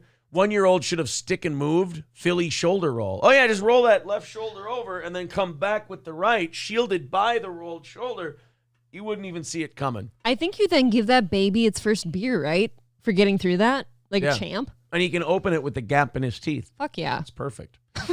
My 3.5-month-old weighs 16 pounds. I think they're a little over 20, says Hulkamasha Baby. Okay. I mean, I've got a couple friends like just over a year old. They're like 25, 30 pounds. Dat Pixon says Chad Zumach couldn't even knock a baby out. From what I've heard, every time Chad's been confronted by anyone verbally or physically, he has literally cried. His tears have come down his face. So I don't think you're dealing with a guy who could beat up a 1-year-old. Even the oil can told us that he's a crier. Yeah. Citizen M says, I'm sorry, I just got to and water and oil don't mix, so you got to keep them away from that. Exactly. Andrew Rice Cray says Chad would punch a baby and claim the baby was trashing him. I'm just fighting back. He told me my comedy sucked. You tried to get my channel struck. You know, I will give Chad credit for this. That stupid bastard is still stream sniping Kevin's show on his new channel. He's I don't still even doing know what it. to say. And he got it monetized too. So he got it monetized and he's still stream Now, sniping. how does that Kevin. work? If you can get struck for it, how do you then get monetized for it too? It's a different channel. But you're still doing the same thing. Yep. Kevin would have to report him again. And I'm sure he's just getting sick of the shit. I don't know. Or is he not? I haven't listened. I don't know, man. He doesn't really have show content with him. Like when we talk about this kind of stuff, we're like, 2-3 minutes and we gotta fucking go unless we're doing like an overtime special about something involving us. Yeah. If it's not directly involving us, it's like, oh, we gotta fucking get off of this. It's boring people. Ugh. But yeah, I mean, I'll give him that. The guy doesn't know when to quit. Yeah, but roaches don't know how to die either. But I think So. people are getting tired of his show being all about Kevin and Kevin's show being all about Chad because the numbers for both of them are coming down. Like they're going under 1,000 and under 900 even for MLC, and they're at like 200 for Chad. So Well, it gets boring for people to watch the same thing because you and I have been trying to give MLC an honest try as of late. And it really does, like 10 minutes in, you're like, God damn it, you're doing the same shit. I need a new thing. I was talking to Husey about it, and Husey's a bigger MLC fan than I am. I'm more fascinated by it. He's like a fan, and he goes, oh, fucking enough. I'm not going to do his accent. I'll embarrass myself. He goes, fucking enough with Chad Zumach. He goes, I can't listen to that show anymore. So, like, that's even like a big, long-time fan. Mm-hmm. So It gets old, guys. And then as far as like stream sniping, if somebody's stream sniping, I think I'd just rather cut out the middleman and go watch that stream. Since it's so good, you've got to rebroadcast it. that's my thing, too, is I'd go watch it. I don't understand stream sniping because, like you said, I'd rather just go watch the fucking Because show. I don't need a drunken buffoon babbling over the show that they're stream sniping. I'm going to go watch the thing since they think it's that good. I don't get it. Let's continue on here. One train wreck to another. Hey, guys, I know 10 years ago this would have been really hot and exciting, but you got to remember, we're all getting older, and this person's starting to threaten spinster territory. Oh, no. Taylor Swift is single again. She needed more music. Oh. When was Taylor Swift's last album? Hold on. Taylor Swift last album release date. I'm so out of touch with her. No, it fucking wasn't way. 2012. Get the fuck out That's of here. not accurate. Reputation is 2017. Lovers 2019. Look under. Here, Taylor Swift last album. Speak Now Okay. 2023. Taylor's version. She's She's redoing her old albums. Right. Okay. Yeah, she's on whatever the fuck the Eras tour. I think the $2,000 ticket tour. Here we go. Taylor's version. Midnights was her last one. Okay. October of 2022. So she just released one. Well, she needs breakups for content. That's true. Wow, she's actually been releasing stuff pretty regularly. I feel like I'm so out of touch with it though. I don't even know if it's good now. Fuck. Usually when people get big, they release an album every like 5 years. She's releasing one every 1 to 3 years. Now, is that risky because the quality might be down? These fucking people still buy it. Well, it's Taylor Swift. I think most people just go to see her. Fuck the music. They're just going to see her. But that seems like it was a quick relationship because didn't we just talk about how she just got out of a long relationship and got on like this guy? 6-year relationship. Yep. Then she went out with this Matt Healy, and then the media found like he was on the Come Town podcast, and he was talking about ghetto gaggers. Did she dump him because he's too racy for her? I mean, look, when I heard him on Come Town, and like I heard the shit he said, I'm like, Taylor Swift. This is Taylor Swift having her not bad boy because he's not really a bad boy, but like douchebag phase. Where a guy's a total dirtbag and everything. She's like, oh, I'm just like one of the guys. Taylor Swift strikes me as a girl who says, I have more guy friends than girlfriends. And and then this guy, he says ghetto gaggers and he goes on a podcast called Come Town and I can hang with the guys. And then I'm sure Matt Healy is probably a guy who's legit and he's a shoot and what you see is what you get. Most guys are. And so she thought he was like a gimmick. So she's like, oh, he says Come Town and he says ghetto gaggers and this will be fun. But then she realized, no. He's just like that. I will give guys this, and I think it's a big difference from, I would say, at least 50% of females. Guys, usually whatever they're showing you, that's the legit them. Whatever you can see is probably what you're getting. Women have a problem because women can only, and this is me doing my best Hans Landa. The problem with women is they can only think like women. Right. The thing with men is we can kind of think like, whether we're right or wrong, we can think like the person we're dealing with. Women don't have that ability, so that's why women are always the last to know shit. That's why women always, come back to people who give them advice and go, oh my God, did you know that thing was right? It's like, yes, I've seen it before. I know it. Well, as far as like character too, I think men are okay with whatever they are, so they show people that. And then there's women who, some of them, and it's not all women, but some of them get so anxious about the people they're around and need them to like them. So they'll amend whoever they are around whoever they're with. And she couldn't be the Cumtown chick anymore. Right. I'm dating the guy from Cumtown, and eventually that felt like he's not from Cumtown. He's a musician, but he was on the show. He takes her to Cumtown. He's friends with those guys. Took her. Yeah, he took her to Cumtown. Doesn't keep taking her to Cumtown. Sure. But yeah, they're all broken up now. So it's been October 7, 8. It's been almost 8 months since she released an album, so she's probably writing something. That's what I'm saying. She needs a new breakup, and I'm sure that she kind of sort of chooses some men to date because of like some of them are a little different than other ones, and it'll be new work for her. If you know what I mean, like maybe she has a thing going there. Yeah. I don't know. She does need to write a new album though, and the only way you're going to do that is by having some guy who watches Ghetto Gaggers break up with you. I have a fan fiction idea. Okay. Maybe she takes Nick Cannon up on his offer. Nick Cannon did say she could use a black one, right? I don't think she's had a black boyfriend yet. I don't think she has, but Nick Cannon did say that he would give her a baby. Oh, he'd love it. He said he'd knock her up, and Nick Cannon can't miss. If you fuck Nick Cannon and you don't get pregnant, you got a rotten womb. Yeah. I can't even have kids with her, man. Her womb is so polluted. I can't even have a kid with her. What if we find out like Taylor Swift just had a huge drug problem and she's the only chick banging Nick Cannon that can't get pregnant? I know. He's just like, I've been dropping loads in this bitch. Like I'm drinking. He complains. I'm drinking Gatorade all day. I'm just dehydrated and I'm burned out. Got some Pedialyte. I'm actually doing permanent damage to my very potent sperm because I'm releasing so much of it. And it's a law of diminishing returns. You're losing quality. I'm worried that I'm releasing a lot of good sperm because this bitch has a rotten cunt. What if there was some real winners in that load? Right. I had NBA players, NFL players. I mean, why is it just got to be those sports, Aaron? It's black dad and white mom, so chances are it was going to become a master's degree having Black Lives Matter protester. But still. Why can't we be swimmers, I ask you? Or maybe a pro bass fisherman? Just playing the odds, sweetheart. Just playing the odds. Yeah, Two Hands on a Radio says maybe she's a closet ghetto gagger. Hey, how do you know until you try? Oh, maybe he broke up with her because he was watching the ghetto gagger videos and she showed up in one. Whoa. Fuck. You don't know.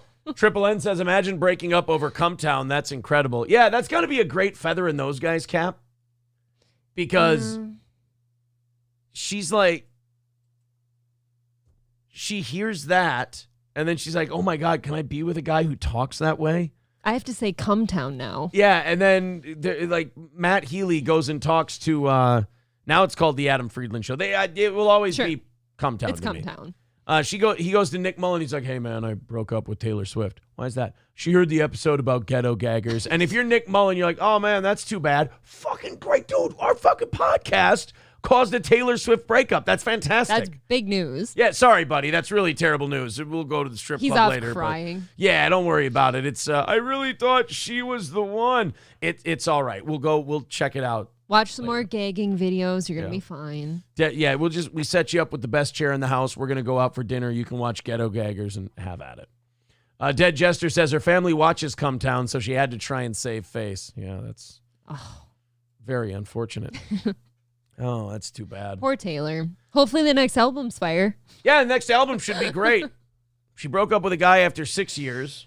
Now she breaks up with a guy after like 6 weeks. So that should be a really short. Yeah, that should be a really steamy one. But that's kind of cool for him, though, because his street cred's up now, right? Yeah, his resale value went up. Even if you get dumped by Taylor Swift, your resale is way high because he was with Taylor Swift. Yeah. And now, dude, she's pushing 40. No, she's not. Yeah, she's my age. No. Taylor Swift is my age. I feel like you've told me this before, and I'm always just as I shocked. believe she's 37. I feel Taylor like she's my Swift age. I feel like I grew up with her. I'm sorry, 33. So she's in between. But She's 5 years older than me. Taylor Swift is getting to that age where it's not cute to be having breakups and it's not cute to be having boyfriends. At 23, you have a breakup and it's like, oh, it's too bad. Did you hear? Taylor had a breakup. Oh, what do you do? Boo boo, black eye. We'll fix it. So on and so forth. At 33, you start having breakups. Your family starts to go, the fuck is wrong with her? Yeah, but if you add 10 years onto that, a lot of celebrities are on their second divorce. Yeah, but Their at least they third had. marriage. But at least they Who had knows? one. Right, they have You one know? under their belt. That's how you live your life, right? Yeah, she can't even get to the divorce. You got to get the Aaron's bad. like, I've been around. Look, you got to get the rotten one out of the way.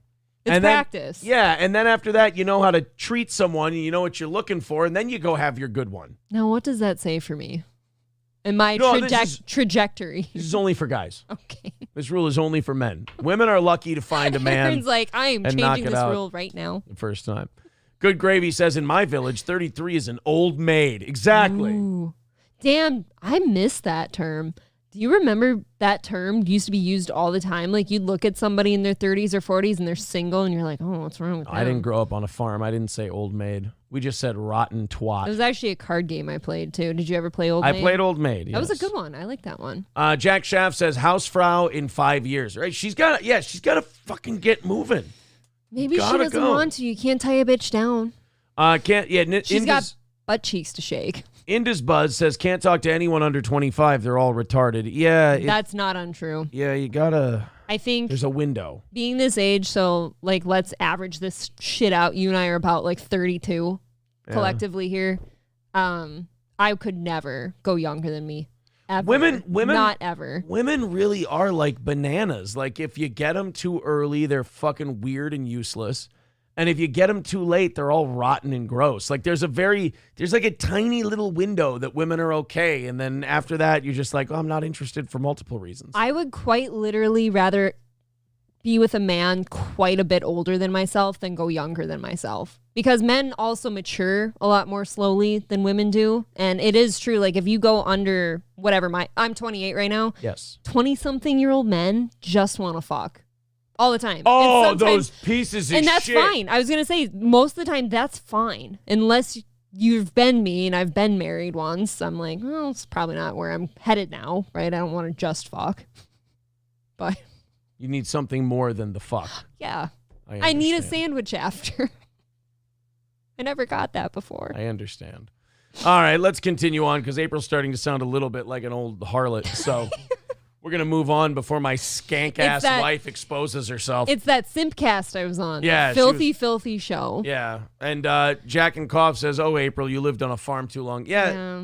My closest relationship was with the horses. Yeah. I took care of. And the horses in their 20s, all they want to do is fuck. That's 100% I don't know what he's true. talking about. I mean, men in their I will speak for men in their 30s. We want to fuck all the time too, but we also want to do other shit like sit around and do nothing. Right. I think this would be a fair statement. Like you want somebody to help take care of you at this point, don't you? And that's not an insult. You want to be cared for. I'm just an old man. No, I'm trying to be honest. I think men, when they reach a certain age and maturity, it is nice for men to have a woman who helps care for them, like cooking and cleaning and keeping a house, Because right? I'm old and decrepit and making sure and I'm you want to play PGA Tour on PS3. Oh, guys, I just started playing PGA Tour again on PS4. It was on Is PS4. it the 4? Yeah, I fucked up. Okay. I just started playing PGA Tour again. Fucking addicted to that game. I kind of want to find a way to get a little more in tonight because I'm on like the minor tour and I haven't ahead. qualified for the PGA Tour yet. I can keep myself busy. So I don't know what to do here. Frank Pellegrino with 1999. Thanks, boss. He Thanks, says, Frank. excuse for a $20 super chat. Scarface line about her womb being polluted. Imagine how much harder that would have hit with empathy for Tony if he would have expressed earlier how badly he wanted kids with her. It would be much harder. He did. He told her. he He did. said, we're going to have you like little kids? Now I can't imagine, like, is Frank doing a thing there, or does he not remember that line? Because he did when he approached her in her bathing suit. He really wanted kids with her. Yeah, and but she wasn't sure. do you? Well, now, and we know that it was definitely Elvira's fault and not Tony's, because now Tony Montana has had a child at the age of 83. So That man is still pumping out kids. clearly, Tony Montana is virile, as they say. But yes, thank you, Frank, and thank you for having me on Simcast again. Yes, thank you, Frank. Always and fun. go subscribe to Chrissy, and April will be back on Simcast in what, 2 weeks? 2 weeks from yesterday. 2 weeks from yesterday. And that puts us 120 away for tonight. Got about 35 minutes until we rattle the cans, which, by the way, is going to be including an actual offering plate pretty soon. Yes.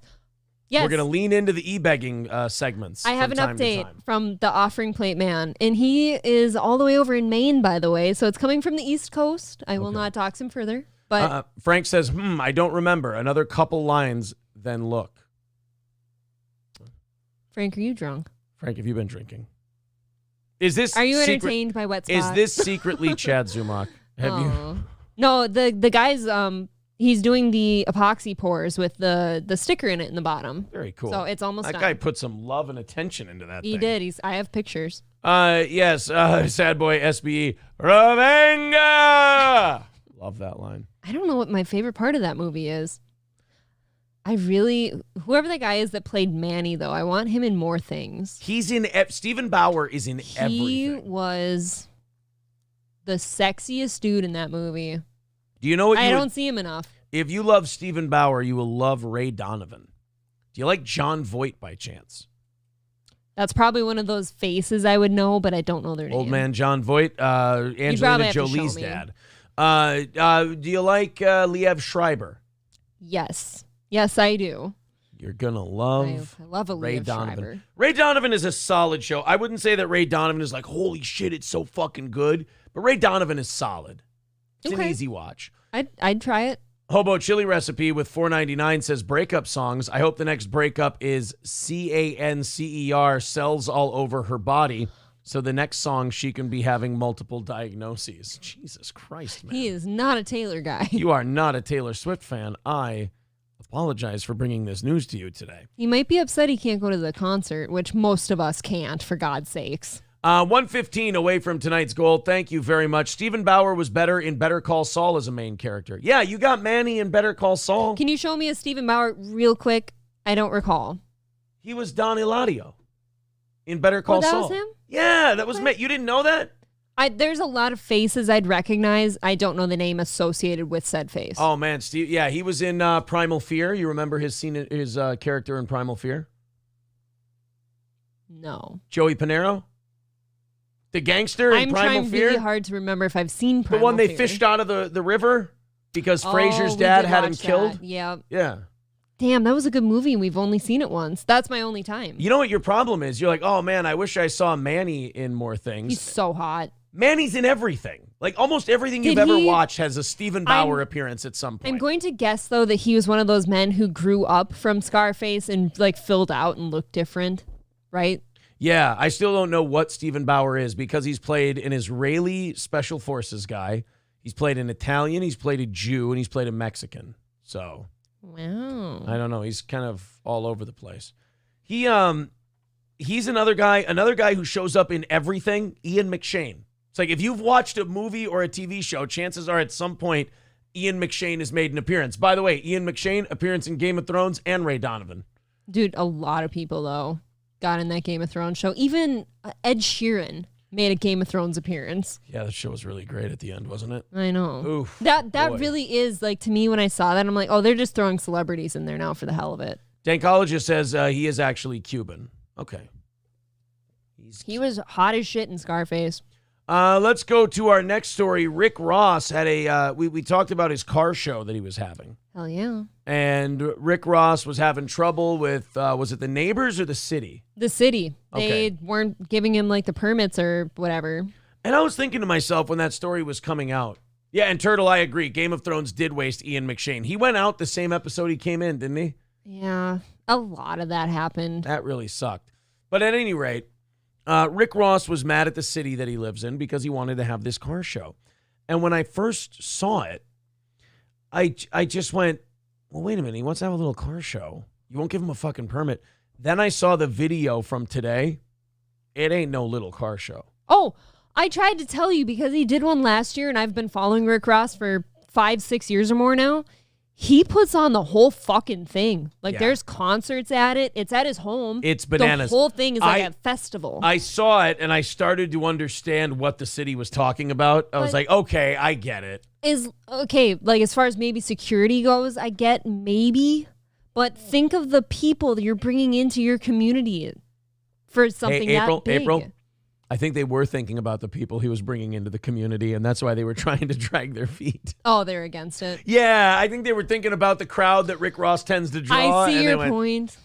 I see your point. I don't know. I would go. If it was close to us, I'd hope you'd go with me. We actually have audio of people from that the city hall there making their arguments about whether or not they should have Rick Ross have his car show in the city. This is one of the city councilors. Okay.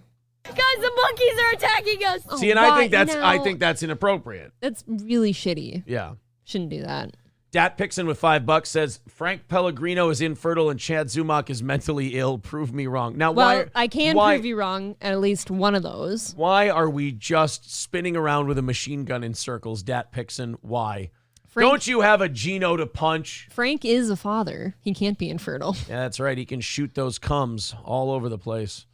Chrissy's next. He's a cum-shooting son of a bitch, and Chrissy Mayer's womb is next. Targeted for destruction. I would give so many things to be a fly on the wall at their wedding. I've been hearing a lot about it from Chrissy lately, and it's going to be a rager. Dead Fool with 25. Thank you very much, Dead Fool. Mm-hmm. Thank you. And Cody with $5 says 4 tits and no cleavage, $5 penalty. Do better, Aaron. New boot goof. Well, you know what? I will try harder.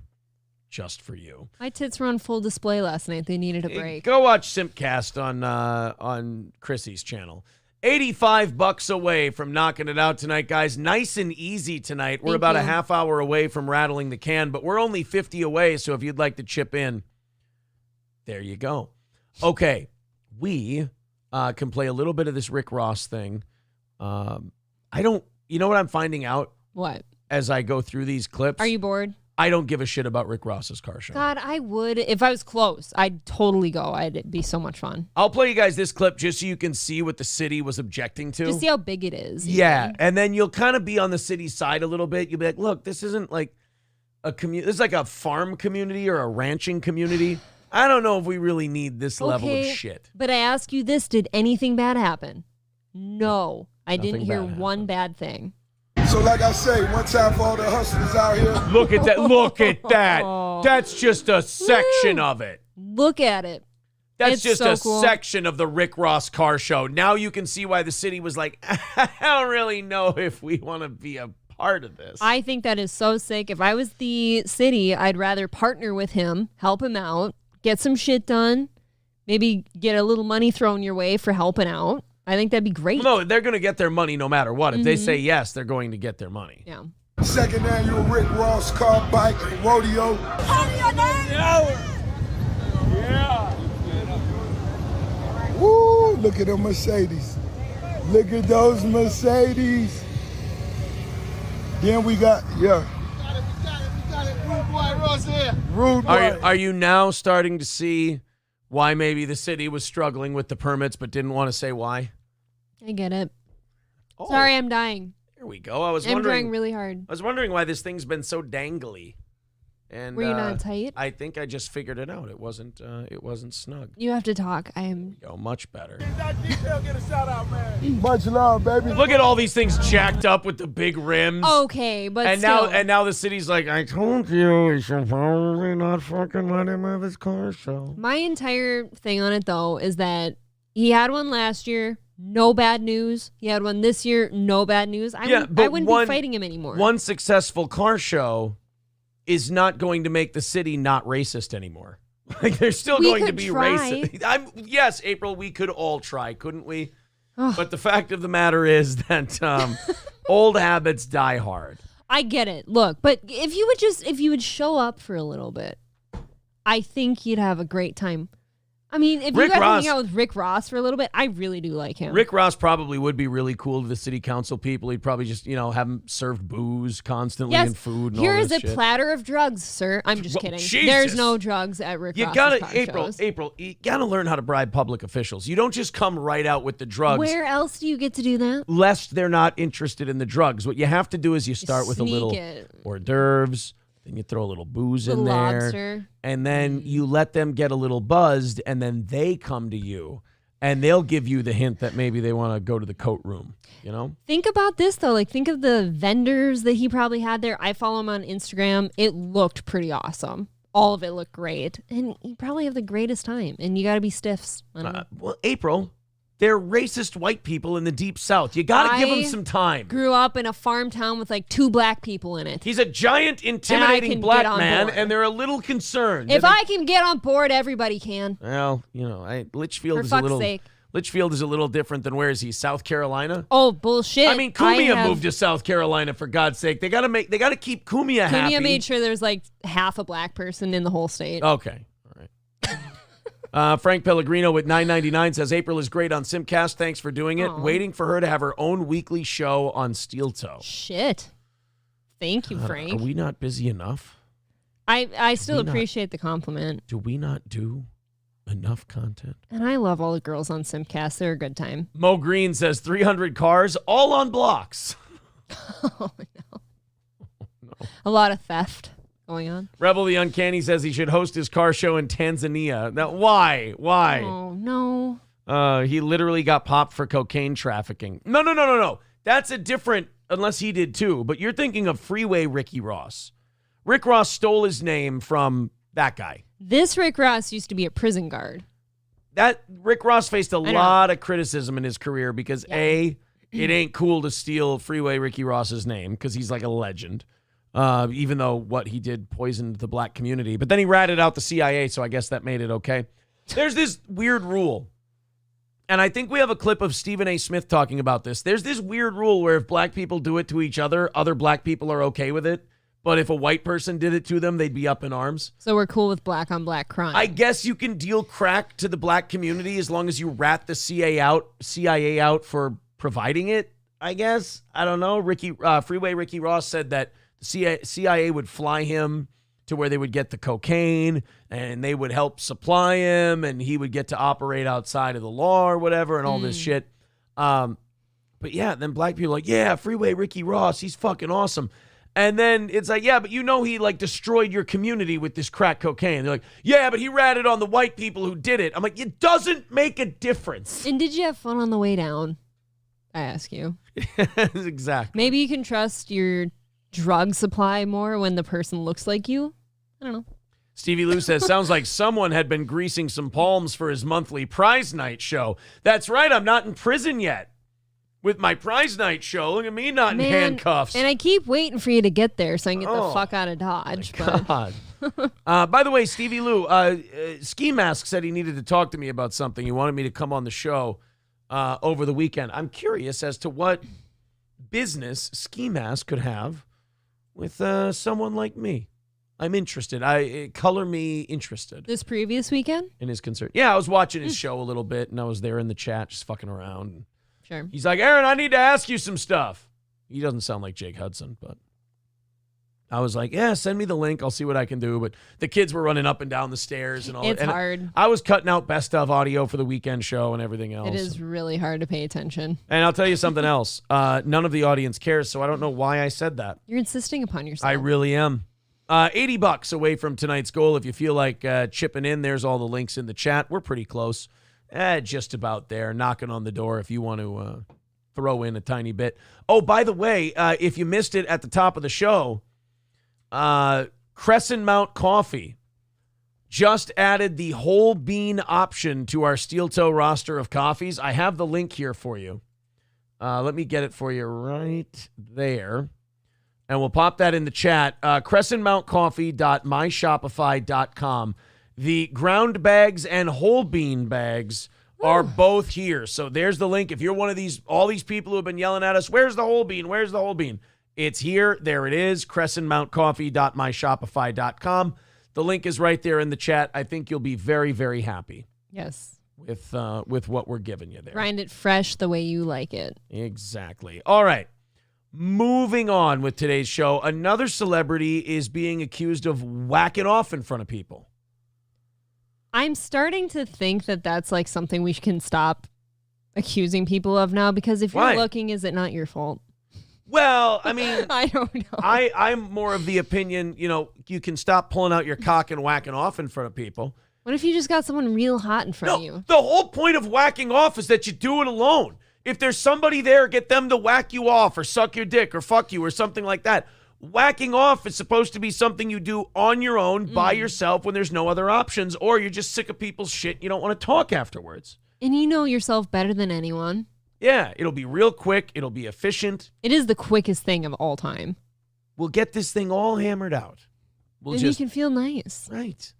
We don't need an audience for our jacking off. Like with Louis C.K., I don't think Louis should have gotten punished as badly as he did. No. But at the same time, it's like, Lou, what are you doing? Like, putting these women in a row. You want to watch me jack off? Say that out loud to people and try not to sound like a serial killer. I also feel like, though, if that hadn't happened to him, like if he hadn't done that, then whatever comedy he's putting out now wouldn't be the same. I feel like he is what he is now. Well, no, he could do more. He could do more whacking off in front of people jokes if that hadn't come out. Unfortunately. Yeah, I mean, but those girls sat there. The new person being accused is I've never heard of this guy, Paul Oakenfold. He's a DJ. No idea. Grammy-nominated DJ Paul Oakenfold allegedly masturbated in front of his ex-personal assistant, who is now suing him for sexual harassment. The British trance DJ, not trans DJ. I guess you do trank and then you listen to his stuff and you'll kind of fall into it. You just kind of float around. Yeah. I have a feeling the Total BS people would be big trance music fans. They look like it. That does sound right. The British trance DJ is accused of exposing and touching himself in front of the then 23-year-old staffer, starting on her very first day. Well, now that's a hell of a way to break in the staff. I will say this, better to do it on the first day than like give her a couple good weeks where she thinks she's secure and then do it. I'd rather know that my boss is going to do that up front than get my hopes up for the job. If that makes sense. I really love that April has a level of acceptability based on time served for the boss taking out his cock and whacking off. Yeah. In front well, of because you. if he does it up front, then I have that amount of time to decide if I'm okay with it or if I need to get the fuck out of there and find something else. I don't want to wait 2 weeks where I think, oh, this is a great gig. This is going fine. I'm comfortable here. I'm secure. And then he whips his jacks dick out. Oh, that's just... Like first day, you still get your lawsuit and you don't have to put a lot of time in. Right. Okay. Oh, yeah. I don't get my hopes up for anything. She's suing for damages in excess of $25,000 over the alleged sexual harassment and workplace violations. $25,000? That's it? That doesn't seem worth it. How much is this guy worth? How much is Paul Oakenfold worth? $50 million bucks, and how do we not know about this guy? What was he, limp when he was jerking it? Come on, whack it off in front of you. All you got to say is it caused me emotional distress, and I can't sleep at night. I can't be intimate with men anymore because I can't of what look he at did. men. Yeah, penises scare the shit out of me, and any phallic item. I can't look at this pen because it reminds me of his dick. Yeah, if I see a cucumber that's extra bumpy, it reminds me of his dick. Can't go to the grocery store. Can't go to the grocery store. Can't have a corn dog at the fair. Nope. No hot dogs at the ball game. Yeah. I mean, everything's you ruined milk it. You milk it for everything he's got. If you've got something on somebody, I never understood people that shame somebody for suing someone if they have the means to. It's like Jonah Hill. You know which foods are shaped like dicks? All the best kinds. It is true. They're all very tasty. All the best kinds of foods are shaped like dicks. I love a good zucchini. I like grilled zucchini. I wish you'd stop like saying that she licks it like a cigar. She's like, no, you have to moisturize it. It cooks better that way. Did you know that before you cook zucchini, it's very slimy once you get the skin off? April, I didn't know that. I wouldn't know that unless I licked I'll show you next time. From top to bottom. You always make me watch. All you got to do is touch it. You always make me watch. I know. And by the way, they are pointing out that you have said bag and milk so far tonight. Milk? Yeah. Did I say it wrong? I just talked about this last night. Milk? I'm not saying milk. I'm saying milk. When you get going, you say milk sometimes. Well, fuck me to death. And you said fire me. Bag. That's a Midwest thing. Everyone says bag. Bag. Bag. You're saying it too. Bag. Bag. Get that bag, homie. Minnesotans have long O's and long A's. I'm sorry. And about it. long dicks, motherfucker. Sorry. But yeah, whacking off. I'll say this. If you're a guy and you whack off in front of a chick, that's going to cause problems in your life. If you're a chick and a guy whacks off in front of you, that isn't that bad of a thing for you to go through. However, at the same time, you absolutely should milk it for all it's worth. Milk it. That's my absolute take. Yeah. You should milk it. Are you fine? Yes, you're totally fine. There's nothing wrong with you. We have all seen a dick, and we've all seen what happens when it gets a little excited. Okay. We've all watched a dick shoot jizz out of itself. Absolutely. So you watch You've a guy participated. watch a guy whack off. I mean, if anything, it's less like traumatizing than actually sucking a guy's dick or fucking him because you don't have to do anything. That was actually my next direction. I'm like, look, if they make me suck it for him, that's fucking awful. That's way worse. Like, I want to do that. I don't want to be forced to do that. By your boss, right? Sure. I make on her do occasion. it, Yeah. it's never But- in a formal work role. It's Yeah, always to me- under the guise of relationship. To me, seeing somebody jacking off would be more like, oh God, oh. That's just, you're gross. Yeah, like, dude, go that's somewhere and take care of that. Can you just Like, go in the bathroom real quick Go somewhere and else. something like that? So like, yeah, women aren't traumatized. Like I don't believe that any woman was traumatized, but No. like what Louis C.K. did. However, I would absolutely encourage them to say to a lawyer and a judge that they were Yes. traumatized I by it agree. and get some money. Get that bag, right? Somebody whacks off in front of you, get their money. I think they asked for that. At that point, they asked for that lawsuit. Von Kaiser with $10 says your punch is soft, just like your heart. Holy shit. Whoa. And Martin says the devil's number to help my Fuhrer stay on track gives us 666. Thank you very much, buddy. Thank you. That's going to knock 15 off. We're only 65 away from hitting tonight. You guys have been chipping away at that very consistently. We only have 14 minutes until the music fires off. And honestly, we may not need it because we're only 65 away. There's the Streamlabs, PayPal, and Venmo in the chat. Super chats and memberships count as well. Spuds Buckley is God says, April, where do you lay your head at night? It's a weird, fucked up, creepy question. But where Besides do you? my lover's chest, I'm just my pillow. Yes. I don't Are know we talking about a pillow now? Because of the milk thing. if there's any insinuation in there. It's a very creepy question, but the actual answer is very boring. I'm sorry, sir. On the anus of a midget. Yes. Is where I lay yeah. my head at night. What would be the answer that would make you happy? Wee man visits me, and I actually lay my head firmly between his cheeks, his rear cheeks. I think he wanted you to say pillow. Pillow? What am I, gay? It's pillow. I think he wanted you to say pillow. Really? I'm guessing that's what they. Yeah. Okay. So how do you say milk? Milk. How do you say pillow? Pillow. It's kitten. It's actually pronounced pillow. My pillow. My pillow. If you want to have a good night's sleep and you want to make sure that Trump is your president, then get yourself a My Pillow. Yeah. So is pillow? Is that acceptable because of Mike Lindell? My He made it favorite, cool. my favorite side is rice pillow, but that's just me. I don't know why that hurt my heart so bad. Koenig says now say horse fucker. Fucking horse fucker. You need to add a second fuck. It makes you sound Well, like it a just gets me all riled makes you up. sound like a try-hard farm You kid. get all bitchy and wild. Tyler says, if you guys started at 6, 6:30, 7 a.m., it doesn't matter to me because I wake up at 11 a.m. or 11-ish and I start my day with you guys. Okay, Very cool. there you go. Cool. We've got the guy shooting himself with his own gun. I don't really give a shit about that one. We got a bunch of stories left. Damn. So I can kind of pick and choose. I wanted to play this Stephen A. Smith one Okay. because, a lot of people really have an issue with Stephen A. Smith. I've always liked him. I've always thought he was a loudmouth. He was kind of a heel. I like guys like that. I think they're entertaining as all hell. They're not just saying what people want to hear. They're not just trying to get people to like them. They're telling you what they think. I don't disagree with what you're saying. I don't know how I feel about him specifically.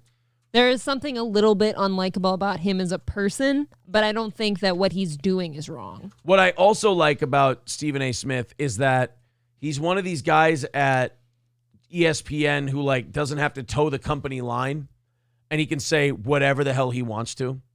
And he does. He does say whatever the hell he wants to. Thank you, Tim Brilliard, for $9.99. Says doing my part. Thank you, buddy. 60 away from knocking it out tonight. Thank you guys very much.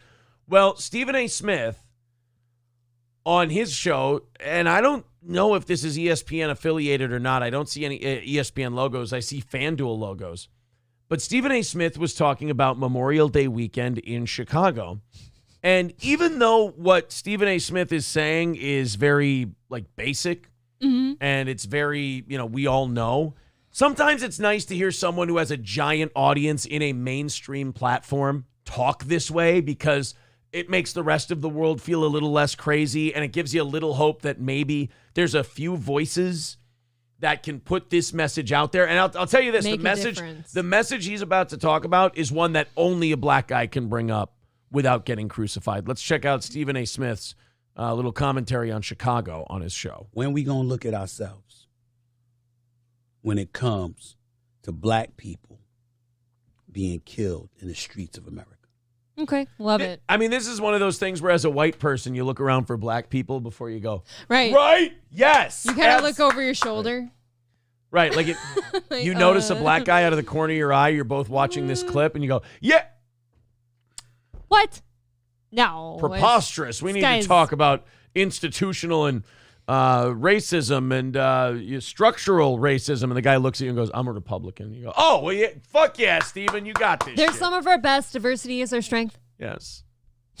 I don't even want to get into what happened in Chicago, but I have no choice. Because a lot of y'all motherfuckers keep shooting each other. Man. Look, I don't want to talk about what's happening in Chicago, but y'all brothers are shooting each other so much that I got to talk about it. I love this so far. This past Memorial Day weekend from Friday to Monday, at least 53 people were shot. 11 fatally, according to police. That means a lot of kneecapping, because when you hold the gun sideways, it's not as accurate. A little too much of that drank running through the streets for the holiday weekend. What do you think? You see, this is why you and I aren't allowed to talk about this issue, but he is, because we have too much of that Hennessy. We say shit like that, and that's where you start to lose the Captain the plot. 40s over there. No, that's If one black person was killed by the police, we'd raise holy hell, and in some cases, there'd be riots in the streets. I mean, the guy's not wrong. Here's the problem. You can't miss. And this might be me being black-pilled, but Stephen A. Smith says this. The people who don't want to hear that will ignore it. And then if those people run ESPN or whatever platform he's they'll go, Stephen, you shut the fuck up and stop talking about that stuff. That's the one I imagine most. Yeah. Yeah. Stevie J says, did anyone else bust up laughing when he said 53 people? I thought, Jesus, that's a shitload of people getting shot. Terrifying. Yeah. I don't like that at all. Jesus Christ. 53. And then I saw that this weekend, 50 more people got shot. If I would have had to give a body count guess or just the victims of a shooting, I would have maybe said half that. Yeah. Maybe. But I like Stephen A. Smith. I like that he's an honest guy. I really do. But at the same time, I don't think him making a speech about it, even if he did a segment of his show dedicated to this topic once a week, I still don't think it would make a difference. No. Because there's so many voices out there excusing this and saying the opposite and telling you, and in some cases telling you why the black on black crime in Chicago or Philadelphia or anywhere else is actually still white people's fault. So Stephen A. Smith is one voice. It's nice to hear. It's great. But you're going to need a lot more than a Stephen A. Smith before you start really getting any messages out there that have an impact, in my opinion. He gets drowned out. And then there's some places like Compound Media is a great place where they talk about that shit very openly, and people from the outside will call them. Look, I understand. We're kind of going. I do understand. One end from way the fuck over to the other one. I know. It is a risque option. It is not a risque option. But Anthony Cumia and Stephen A. Smith have absolutely fucking nothing in common. Sure. But we will talk openly and honestly about crime over there on Compound, correct? They will give their honest opinions. Yes.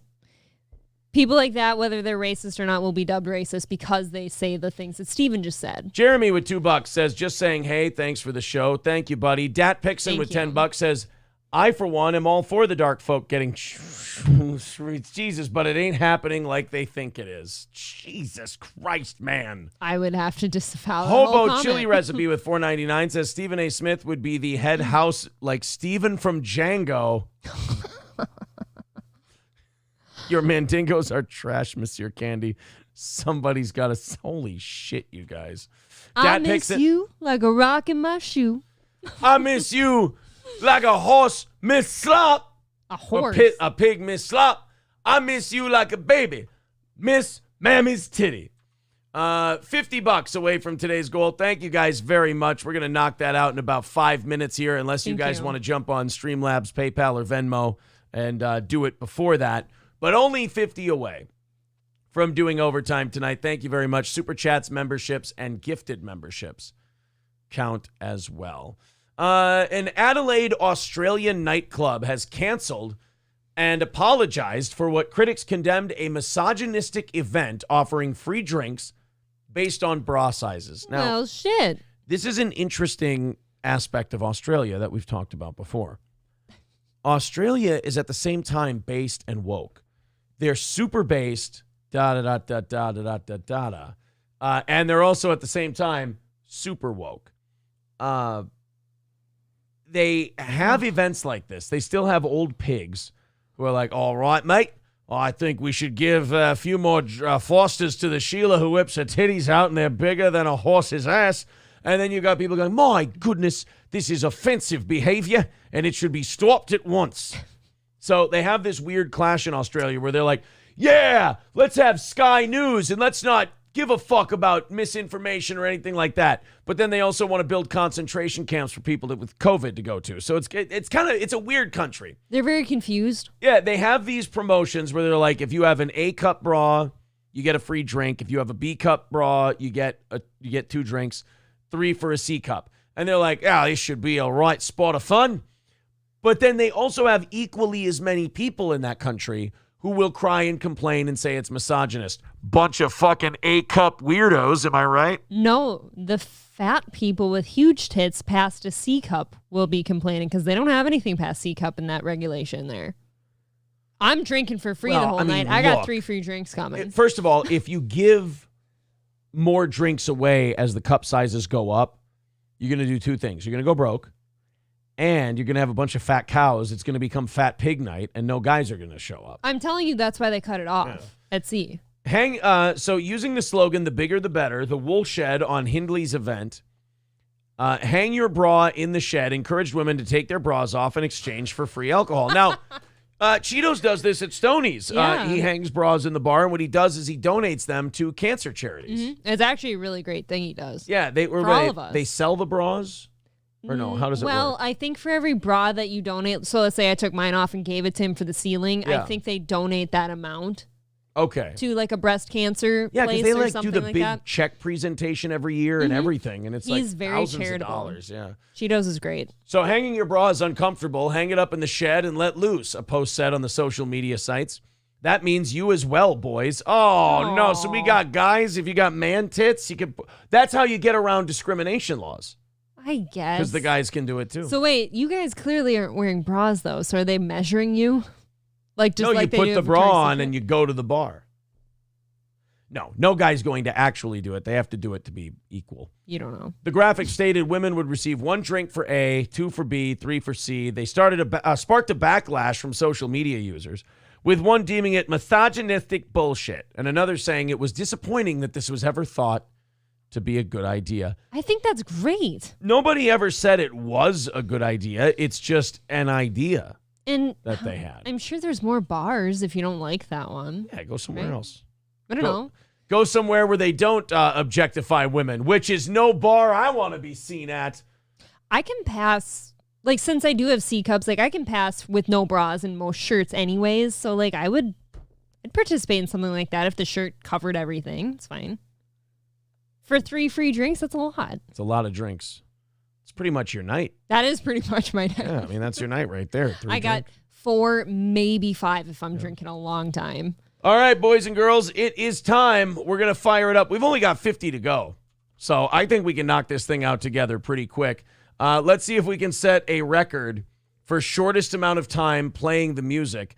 Streamlabs, PayPal, and Venmo, also Super Chats, memberships, and gifted memberships. Let's see if we can hammer out this short little nothing goal of $50. We'll do it all together. I don't know, 5 or 10 people, a little bit at a time. Let's see if we can do it. Let's fire up the music and start right now. And off we go. All of the links are up in the chat, and soon we will have our actual offering plate for this bit. I'm very excited about that. Me too. Streamlabs, PayPal, Super Chats, memberships, whichever way you feel like doing. We are $50 away from adding another half hour, our way of saying thank you for keeping this show on the air. Let's get it. Who's going to get it started here with 5 minutes to go? Somebody kick it off. We've got a shitload of stories coming, too. Minnesota decided to give free college to undocumented immigrants. That's so nice of us. No. We're so generous with that $17 billion surplus that we've got. I mean, what a nice group of people we are. How about no? Why are more people not pissed about that shit that have paid for the college? Oh, you're such a farm person. Are Come you on. kidding me? The ship has sailed. It's over. Fucking enjoy the ride.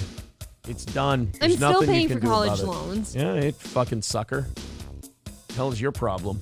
Yeah, what's yours? Your parents paid for your college? Mine Fucks, didn't. yeah. Well, my grandma. Happy Plague Doctor with $10 says, I really miss my daughter tonight, which is not a good place for a Happy Plague Doctor to be. You'll be all right, buddy. Oh. Dat Pixon with $5 says, Eric Nagel knows all about having a massive heaving chest. Now, why? That's just mean-spirited. It's just, there's not even a redeeming joke in there. No. It's just a really mean joke. Eric's a lovely boy. That's going to put us down to 40 away. Well, actually now 25 away because Dead Fool with 1999. Thank you very much, Dead Fool. Thank you. 25 away from killing it today. We are just about there. We'll see who's going to be the next one to help chop away at this thing. How much time? Well, we still have 4 minutes left. Fuck, we're not even a minute in. Let's see if we can break a record, huh? $25 away. Streamlabs, PayPal, Venmo, Super Chats, memberships, and gifted memberships. Free, fire April, let her file for bankruptcy. There you go. Why? What did I do? Oh, because they want you to get free college. Then rehire? Why does he want me rehired like somebody else? Because then you get your free college. He's making a fucking college joke. Fine. Nebo says 40 minus 20 equals 25. Yes, Nebo, if you didn't know, YouTube takes 30% off the top of Super Chats. Sorry, buddy. We don't get that whole thing. Biden Crime Family with $15 says paying my mod and VIPs dues, boss. Thank you, pal. Thank you. That's going to put us at $15 away from knocking it out. So, Nebo, if you're concerned, everyone's always like spying and thinking they're going to catch the next thing. Ooh, your math's wrong. I got you doing a thing. It's like, no, we got to take the 30% off for the YouTube people. Dat Pixon says, here's 5 more. Thank you for tolerating my mean-spirited humor. Well, I certainly don't endorse any nasty language on this here program. Thank you. Oh, how dare you. All right, 2 minutes away, $10 away from our goal. I think we're going to knock that out pretty quick here. We'll keep the carnival barking up until it's nailed, but $10 away, I think you guys have pretty much got it. Jay Santos, becoming a baby boot for his 4th month, says the gay porn stash needs to go for your own good. I don't know, that sounds like a threat. Ethan Klein stealing your shit, man. I know, Ethan Klein stealing my look now? What the hell is going on? That was sick. I saw it today and I'm like, that's a fatter you. Like, he's got the same hairline. No, I really appreciate that. You're the very helpful. You're the more attractive one. Yes. Oh, great. I'd love being called the more attractive Ethan Klein. I can't win tonight. You should fire me. I don't think that's the compliment you all think it is. I married you. Isn't that a compliment enough? Yeah, see, Legendary Side Effect says April's so mean. No, right? I showed Aaron that picture. I'm like, look at this shit. This fucking copycat. All right, guys, we're down to our last minute, and we're $10 away. Let's see if we can get there. Obviously, we're still going to be doing overtime tonight, but let's get that last $10 taken care of. And then we're gonna have a full goal with Johnny's second day. That never goes well, but we'll see. I think you guys will knock it out. We'll see how it goes. $5 from Delco Lou. Thank you very much. We are 5 away. Let's do the rest of it, kids. 5 away from hammering this thing out. You've got it. And a minute left. Let's do that. And then we'll see if we can get through a Johnny day with a full one. Anonymous with $10, and we're $5 ahead for tomorrow as time expires. Thank you very much, buddy. Thank you. Very nice of you. And then Phage Live says, here's my lazy donation. $10 coming in from him. All right, you guys are $10 into tomorrow morning. Thank you very, very much. All right. Appreciate it. Stories to get to. A half hour away, or a half hour of overtime starts now. Mark Atkinson says, better than the less attractive Ethan. Take the win. Yeah. What if I said he was hot and you're not? Then I just throw myself out the window. You'd rather throw yourself out the window than me? I mean, if I throw myself out the window, you don't have any confidence. I would just hit the ground because we're just a little bit underground here in the downstairs area. So there's a bunny. It wouldn't really do that much, but I see bunnies. Still, okay, cool. Let's get squirrel too. Do you want to just yell squirrel as well at the same time? Squirrel, right there on your face. It's right there. Oh my God, there it is. Cool. See, I was doing my jump out the window routine. I wasn't saying, hey, April, look out the window and tell everybody all the animals you see. April, do you see, what sound does the bunny make? They don't make noise. April, what sound does the little, if there was a duck back there, what sound does the ducky make? I don't know. Oh, I forgot you were trying to tell people that our windows are pretty much parallel with the ground, so you don't have far to go. You don't want to play. Because you don't want to make the ducky sound for everyone. No. Piece of shit. I didn't know this one was going to get April riled up so much. I forget that some people still have hope. These fucking silly geese. Minnesota is going to provide free college tuition to undocumented students. And, thank God. Because really, when you think of the most brave, selfless, full of hope, stories of America, what you think of is undocumented immigrants, illegals, really.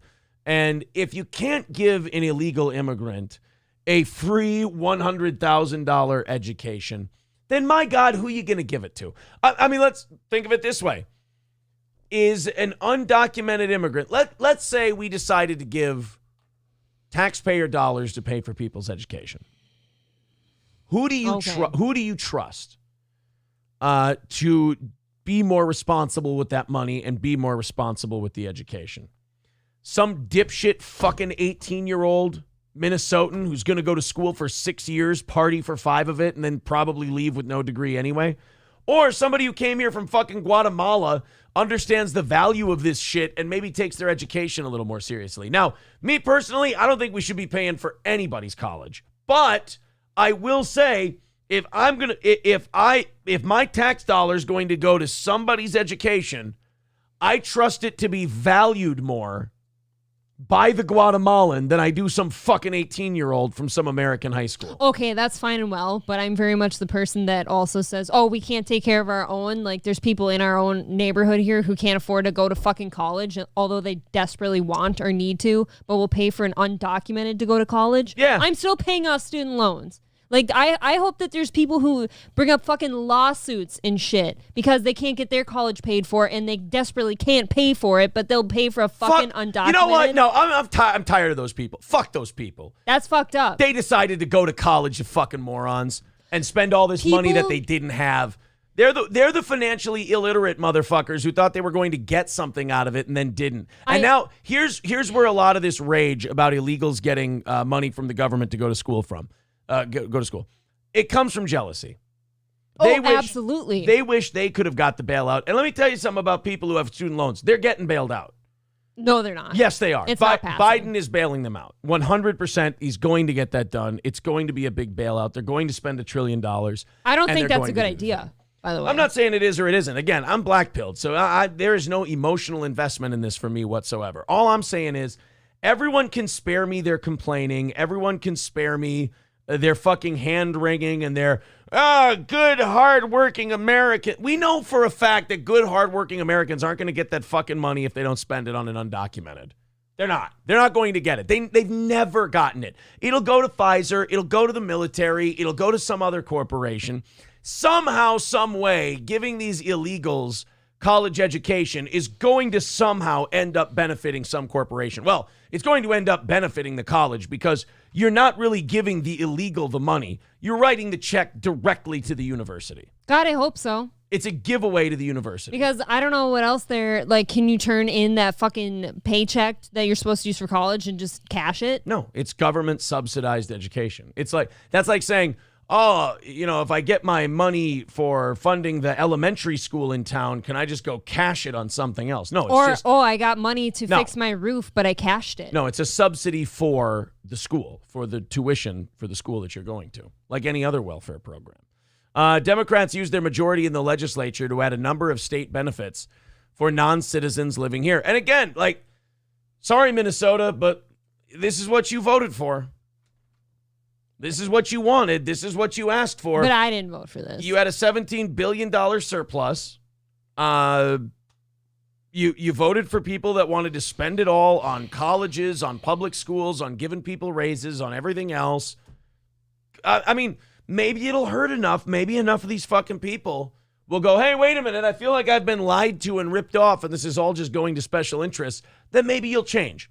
But what we've seen from New York and California and all these other places is that they probably won't change, and it'll probably get a lot worse, and nobody will ever really vote for the other guy because they don't want to feel like they're being mean to anybody. I'm betting on that one because there's enough people out there that are going to say, oh, that is so great for the state of Minnesota to care so much for these undocumented poor people that just wanted salvation here. Well, and here's That's what where they're gonna do. Here's where I don't feel bad for working class Minnesotans at all. Because remember, I worked in Litchfield for 7 or 8 years, and I was among these people. I watched them. These fucking dumb rednecks end up blaming the Mexicans anyway. The fucking Mexicans get free schools.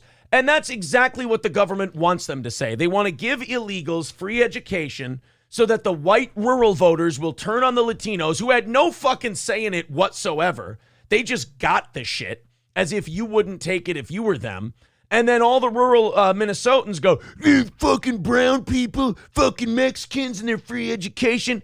Mexicans didn't have anything to do with it. The fucking government worked out a deal with the colleges to jack each other off and write giant checks to one another. You and I had very different experiences then because I grew up for 19 years in Litchfield, and I never heard that once.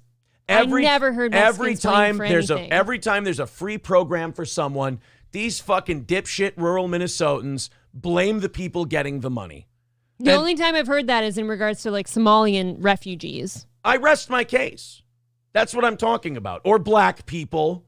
Or I never heard that one either. It's always about black people, Somalis, Mexicans. They're getting all this free shit.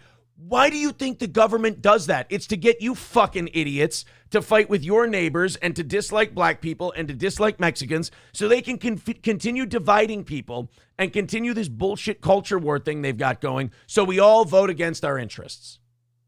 That's all it is.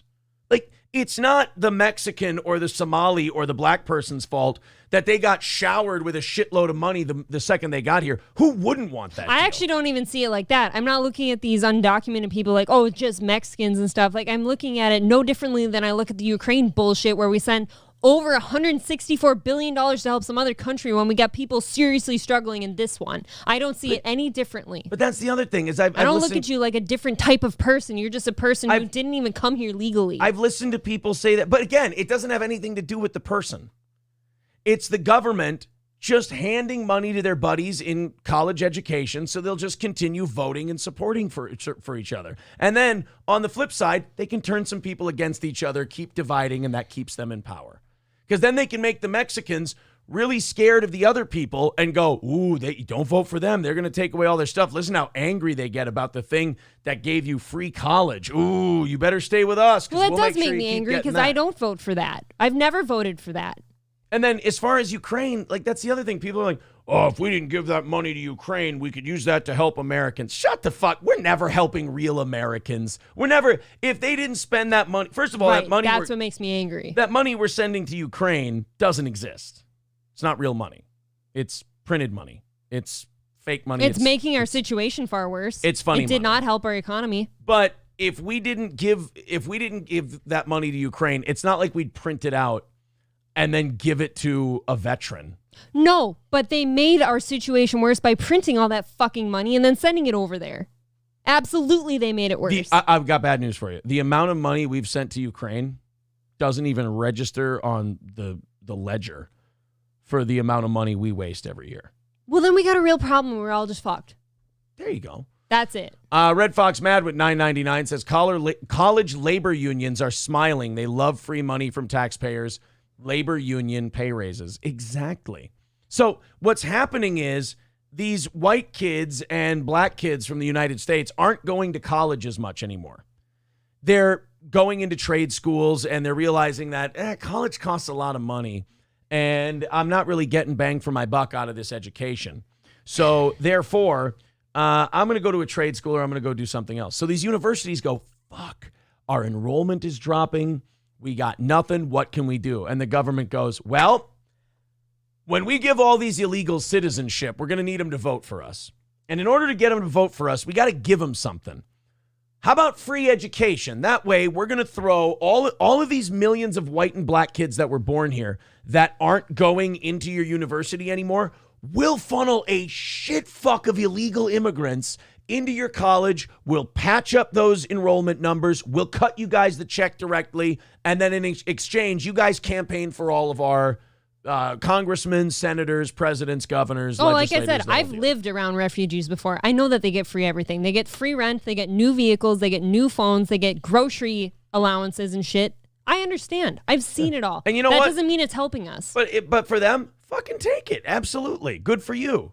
Good for the Somali that's getting that. It's not their fault. Not good for the person next door to them that's struggling to fucking pay their rent. That's great for anything. How does the Somali getting that from the government impact I don't blame the Somali. So if that's what you think I'm doing, you're wrong. I don't look at the Somali and be like, wow, you're a piece of shit. I don't do that. It's not their fault. But what I'm saying is, like, that person that lives in that same building, how does that program affect them? Like, you're saying, oh, that person over there wasn't going to get the money if it didn't go to the Somali person. Like, it wasn't going to them. What I'm trying to say is it doesn't help shit. Like, whether you say, like, oh, instead of that money going to the Somalian, like, it wouldn't go to me. I know that. That doesn't make people, like, want to do better in life, though, when, like, they see fucking people receiving money that nobody else is getting. If that doesn't help people. If that kills your ambition, you're weak. That hasn't killed mine. No, I'm saying I've had to work for my shit. You're talking about this straw person that you're just talking about. You're saying, oh, it doesn't make them want to do better. Well, it doesn't make them happy with anything they've got going on. It fucking sucks. Right. People can't afford to do things, but then people come here illegally, don't even have citizenship, and they get handed everything. I've seen it. But here's what's always bothered me about poor people. You dumb fucks, then blame the power structure. Blame the people in charge. I do. No, I'm not talking about you. I'm talking about in general. People don't blame the power structure. They blame the fucking Mexicans and the fucking illegals and the fucking Somalis. The Somalis didn't walk here from Mogadishu. They got here. I came from a small town. Again, you're going to have to stop doing the I don't do that. I'm talking about people I know and the vast majority of people that talk about these things like they know something. It's always, oh, they get free this and free that and free. Well, then get mad at the fucking people that are moving them here. Get mad at the people who are giving them the money. Get mad at the people who have put this all in place. But it's so much easier for us to yell at the minority or yell at the poor person or yell at this or yell at that. That is the American way, whatever's easier. Yes. So people want to talk about how shitty all of this stuff is, but it's like, you know what? If I were a megalomaniac like these politicians, I'd do it too, because none of the fucking people who vote or live in this country are smart enough to really focus on stopping that person from doing it. So why not? Why not? Intellectual laziness, that's our major weakness. Minnesota spending this money, a DFL Senate and governor and House spending this money on a new tuition-free college program for undocumented immigrants, I fully expect this 100% from the people we've elected. Like, this is 100% what I do thought feel they like would this do. is a huge slap in the face because it was a very hard thing for me to go to college and pay for it myself. I didn't have help. Okay. And my parents were fucking married. They weren't divorced or anything because everyone I knew around me that had divorced parents and shit got so much federal help that they didn't grants that they didn't have to pay back. They'd go shopping with it while I'm scraping by with 2 jobs and a full college load trying to fucking pay my rent and buy a little bit of groceries. I couldn't do it. It was hard. This is a huge slap in the face to people who are like me. Okay, so who are you mad at? I'm absolutely mad at the government that I didn't vote for. Because nobody else has fucking common sense anywhere. They just see this shit and they're like, all they see is, oh, this is so great that our government is helping these people. That's all they say. Kyle says Americans have too much money. April grew up rich compared to migrants. I mean, that's true too. Like, Americans are like, we all struggled and we all. That's not my fault though. I absolutely didn't ask for that, and I did not grow up rich. But I'm saying, like, if you talk to a Somali who came here and you go, I didn't grow up rich, they would be like, look, compared to how I grew up, you grew up like a princess. Okay, fuck all that. Like- You're rich now. You came here, and the second you came here, you now have everything. You have everything but the love and adoration of the people who don't understand you yet. You have everything. The Mark says tax surplus would have been cool. I think what they're doing is they're doing like $800 for a family of 4. I think that's the thing they're working out of. Well, I thought we were going to get some jokes That's out kind of of a joke, too. I thought we were going to get some jokes out of this and stuff, but April's very passionate about this one. I thought she was I think that is something more people should be passionate about. More people should be thinking the way I'm thinking and voting differently. Absolutely. I don't know how you could sit there and say that that's a good thing. No, I think this fight is over. Like, I honestly, I think this battle is lost. It's done. It's over with. See, I I haven't crossed that path yet in my life where I've given up on everything. So Yeah. I do understand where you're coming from. I'm just not with you The yet. way all this shit turns around, in my opinion, ain't going to be pretty. Like, because I'm sorry, but America is way past voting their way out of this. Oh, yeah. I completely agree with you. I just don't like accepting it yet. I don't like accepting failure, and that is what this country is doing. And Gina Bovina, that's funny, says the Democrats are the problem. I got bad news for you. There's a couple of Republicans here and there that would vote for this as well. I bet you if you look at how this was voted, and it doesn't say it here, I think that you would see a few Republicans that voted Here, for it. this is me. I don't care, Republican, Democrat. I don't care. I am not team handout because I didn't get a fucking handout in my life. Not once. Any help I ever got, I've got to pay back. Well, that's too bad. You should have been born Mexican, crossed illegally. You're probably right. That would have helped you out a lot more. Probably be a better cook, too. Okay, but let me ask you this, and be honest, because this isn't like a gotcha question. I'm just making a point. Would you rather do it the way you've done it, or would you rather live 10 to 12 of your first years in fucking bumfuck cartel-controlled Mexico, sneak your way up through the border illegally, live in whatever fucking shack your parents had to have on the ranch that they worked on for less than minimum wage, Yeah, I see where you're going. and then get your free college after that? I just answered you 2 minutes ago, and I'll say it again. I'm not team handout, and I don't want to be that person who snuck up and had to live in shit and then sneak into something and feel like I fucking cheated my way to the top because it's what's happening. No, I very much would rather be more proud that I worked for something, but that doesn't mean it's easy, but nothing worth having is easy, and that's the truth. Yeah, I'm not team handout for anything. Stop, April. If your parents die, you inherit things. Migrants' parents are miles away and probably dead. No, I don't need to stop anything. I don't disagree with you on migrants not having a good life. I've never sat and said that, so there's no point to you saying that to me right now. I don't think they have a good life. I don't think this is a good way to go about things. Great for them. It is great for them that they get all the handouts, but there are people here that don't get that, and they've had to do... There have been years of my life that were shit because I was so stressed on the daily that I couldn't afford just basic groceries that day.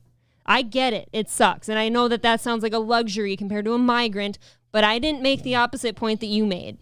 I get it. I agree with Don Lemon's aides. What about no team handouts to farmers? I feel the same way about illegals and college education that I do about farmers. I don't like any handouts. I think handouts have made this fucking country weak. All the welfare, EBT, farmer handouts. Anytime you can get a handout, you lose some of your work ethic. Every single time. They like spicy April. Is this going to be on your weekly show? No, this is just something I'm passionate about. I think anytime you get a handout, you're fucking cheating your way to the top, and you're not going to be a better person for it. Okay, what if we need to go to a country and kill a shitload of brown people? I'm not for that either. Oh, I don't like that shit. All right, I got another one. Ready? What if I smoke a shitload of cigarettes every day, and I had 7 kids, and none of their other parents stuck around? None of their other parents. Yeah, and now there's like 3 or 4 of them, and there could be 5. I'm not really sure.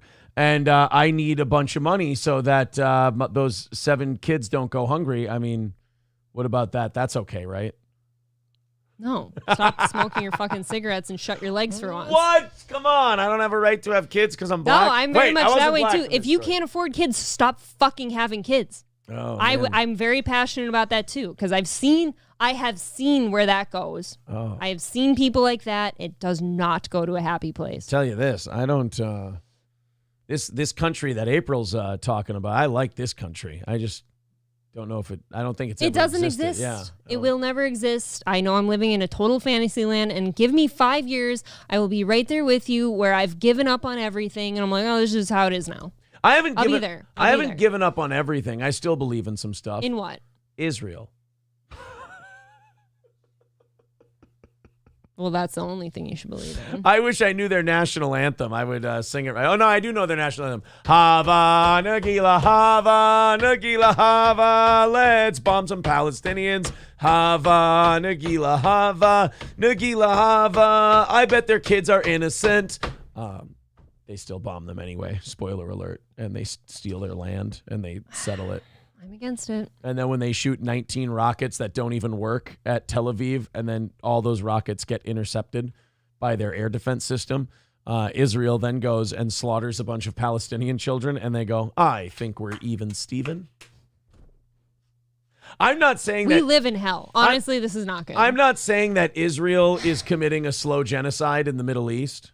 You're not saying that. I'm not saying that. You're clarifying. You're not saying that. All I'm saying is that like Palestine shoots shitty rockets that don't hurt anybody and get shot out of the sky into Israel, and then Israel goes with a few tanks and like runs over a dozen babies and then builds apartments on the place where they killed all the babies and said, I think we'll just take this now, and they move Jews in. Are you sure you're not talking about Chicago? No. And then the Palestinians shoot more rockets because they keep building more apartments that used to be their home. And then Israel goes, that's okay, we shoot them out of the sky. But we also play victim and go, oh, they're shooting rockets at us. We have to go kill more of their kids. And then we have to go build more apartments where those kids were. And again, I'm not saying that Israel's committing a slow genocide. I'm glad that it's not that bad. It's clearly a case of self-defense that's paid for with billions of our tax dollars every year because we got to make sure they're safe.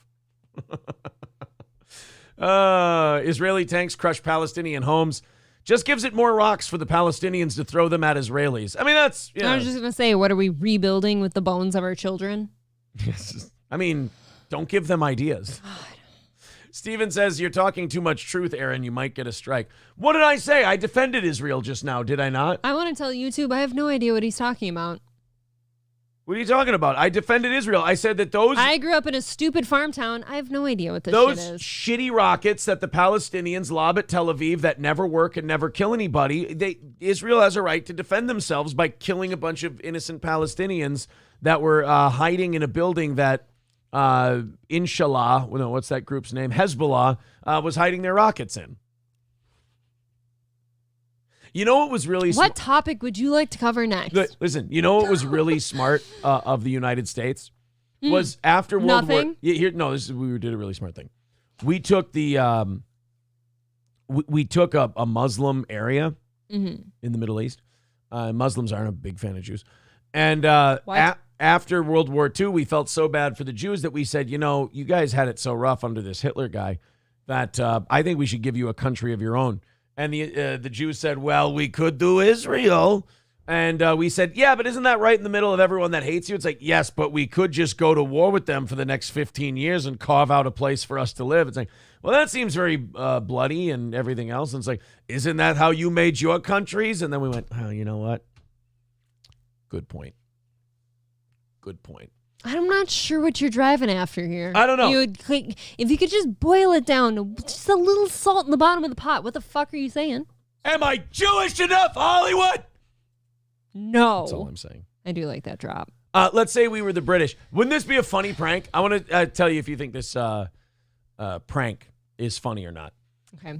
I'm going to need the Middle East to fight on my side in World War I because I need them to undermine the Ottoman Empire so that me as the British can win World War I, right? Ottoman Empire's on Germany's side. But if I get these Arab countries to rise up against the Ottoman, then that'll cripple them and it'll knock them out of the war. In exchange, we'll come up with this deal. Let's call it, I'll make up some names. Let's call it the Sykes-Picot Accords.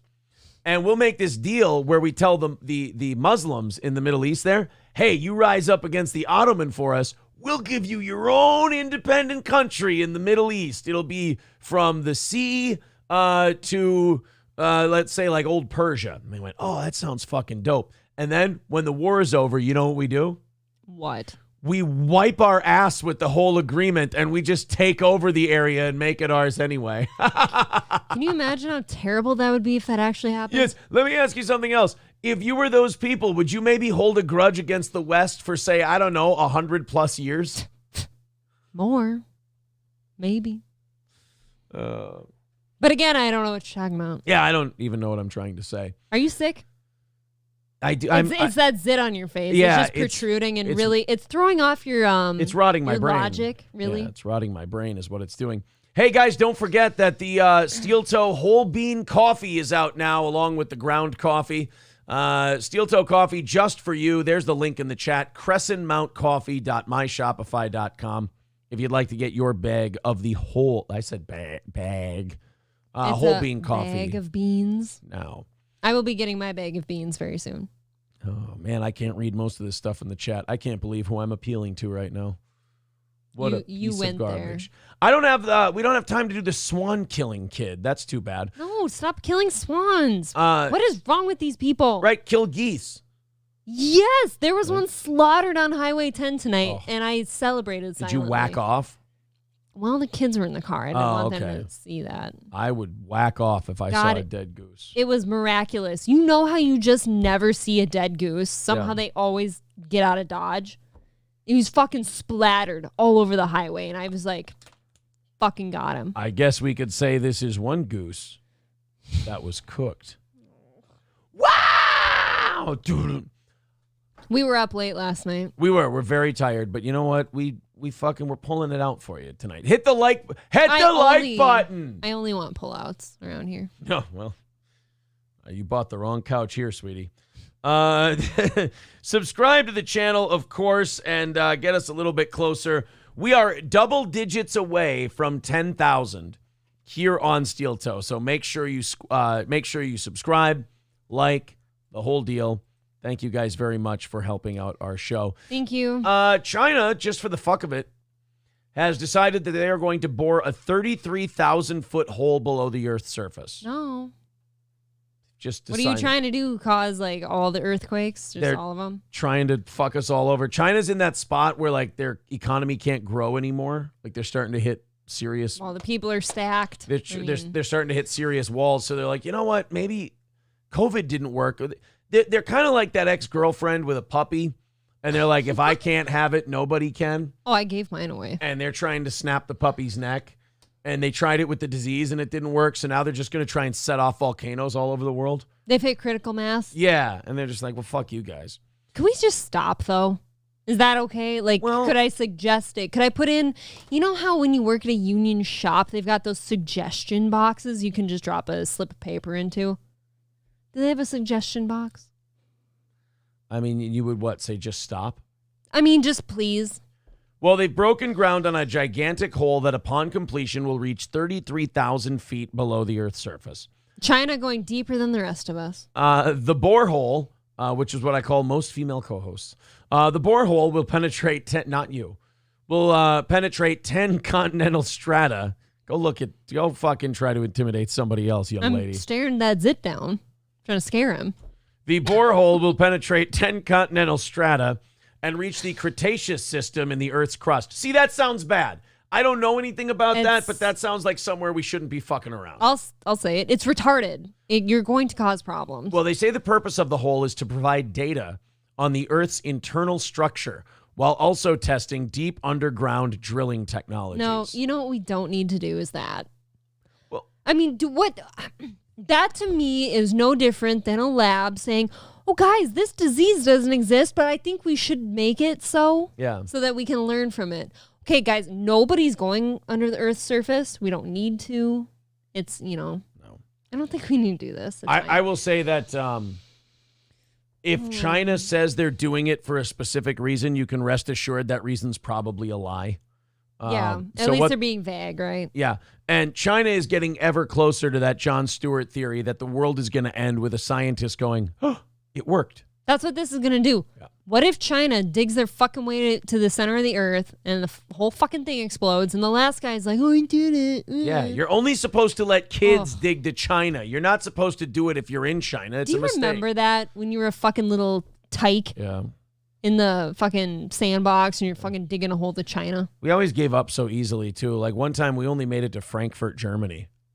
And then we popped our head out of the hole like a gopher and we were like, fuck, man, we're going to be late for supper. So why don't we just go home? You said supper. Yeah, I did. We said that when I was a kid. We said supper. You shit on me on this show publicly. I changed it to dinner when I lived amongst you people. And I just needed to separate myself. But I need to separate myself from the Litchfieldians and feel better about myself. But I've been railroad. Oh, so you only are a Litchfieldian when it's convenient for you, I see. Yes, that's the point of dual citizenship. Chernobog says they're going to release the demons. I agree. Here comes Cthulhu, says Delco Lou. I hope fucking Cthulhu's in there. He very well could be. I really do. Maybe he'd teach us all a lesson. Yeah, I agree with Paul Polito. Use Russian logic. If they're saying it to us out loud, they're probably lying. It's a deflection. Yeah. Look at this thing over here, guys. Look, a deer. And then we're over here fucking it. Where is it? All right, guys, that's going to do it for tonight. April got her passion out about freeloaders and fucking freebies today. She's letting you know that she ain't on board for that shit. And me, I just say it's all part of the end game. I'm Doctor Strange. We're in the end game now. And I'm not with you. That's where I'm at. All right, everybody, take it easy. We'll come back tomorrow. I promise I'll wake up on time. I'll get down here in time to start the show at 5:58 Central Time. If I have to drag you. I will be there. Fucking dick, you will be here. Let's not pretend we both didn't wake up at the same time. No, it's fucking terrible. Yes. My phone, all it said, missed alarm, missed alarm, missed alarm. April, thank you very much. Yeah, thanks, I guess. We hope you all enjoyed the program tonight. We will talk to you again tomorrow. Remember to subscribe because we're closing in on 10K. We'll talk to you tomorrow morning. Bye.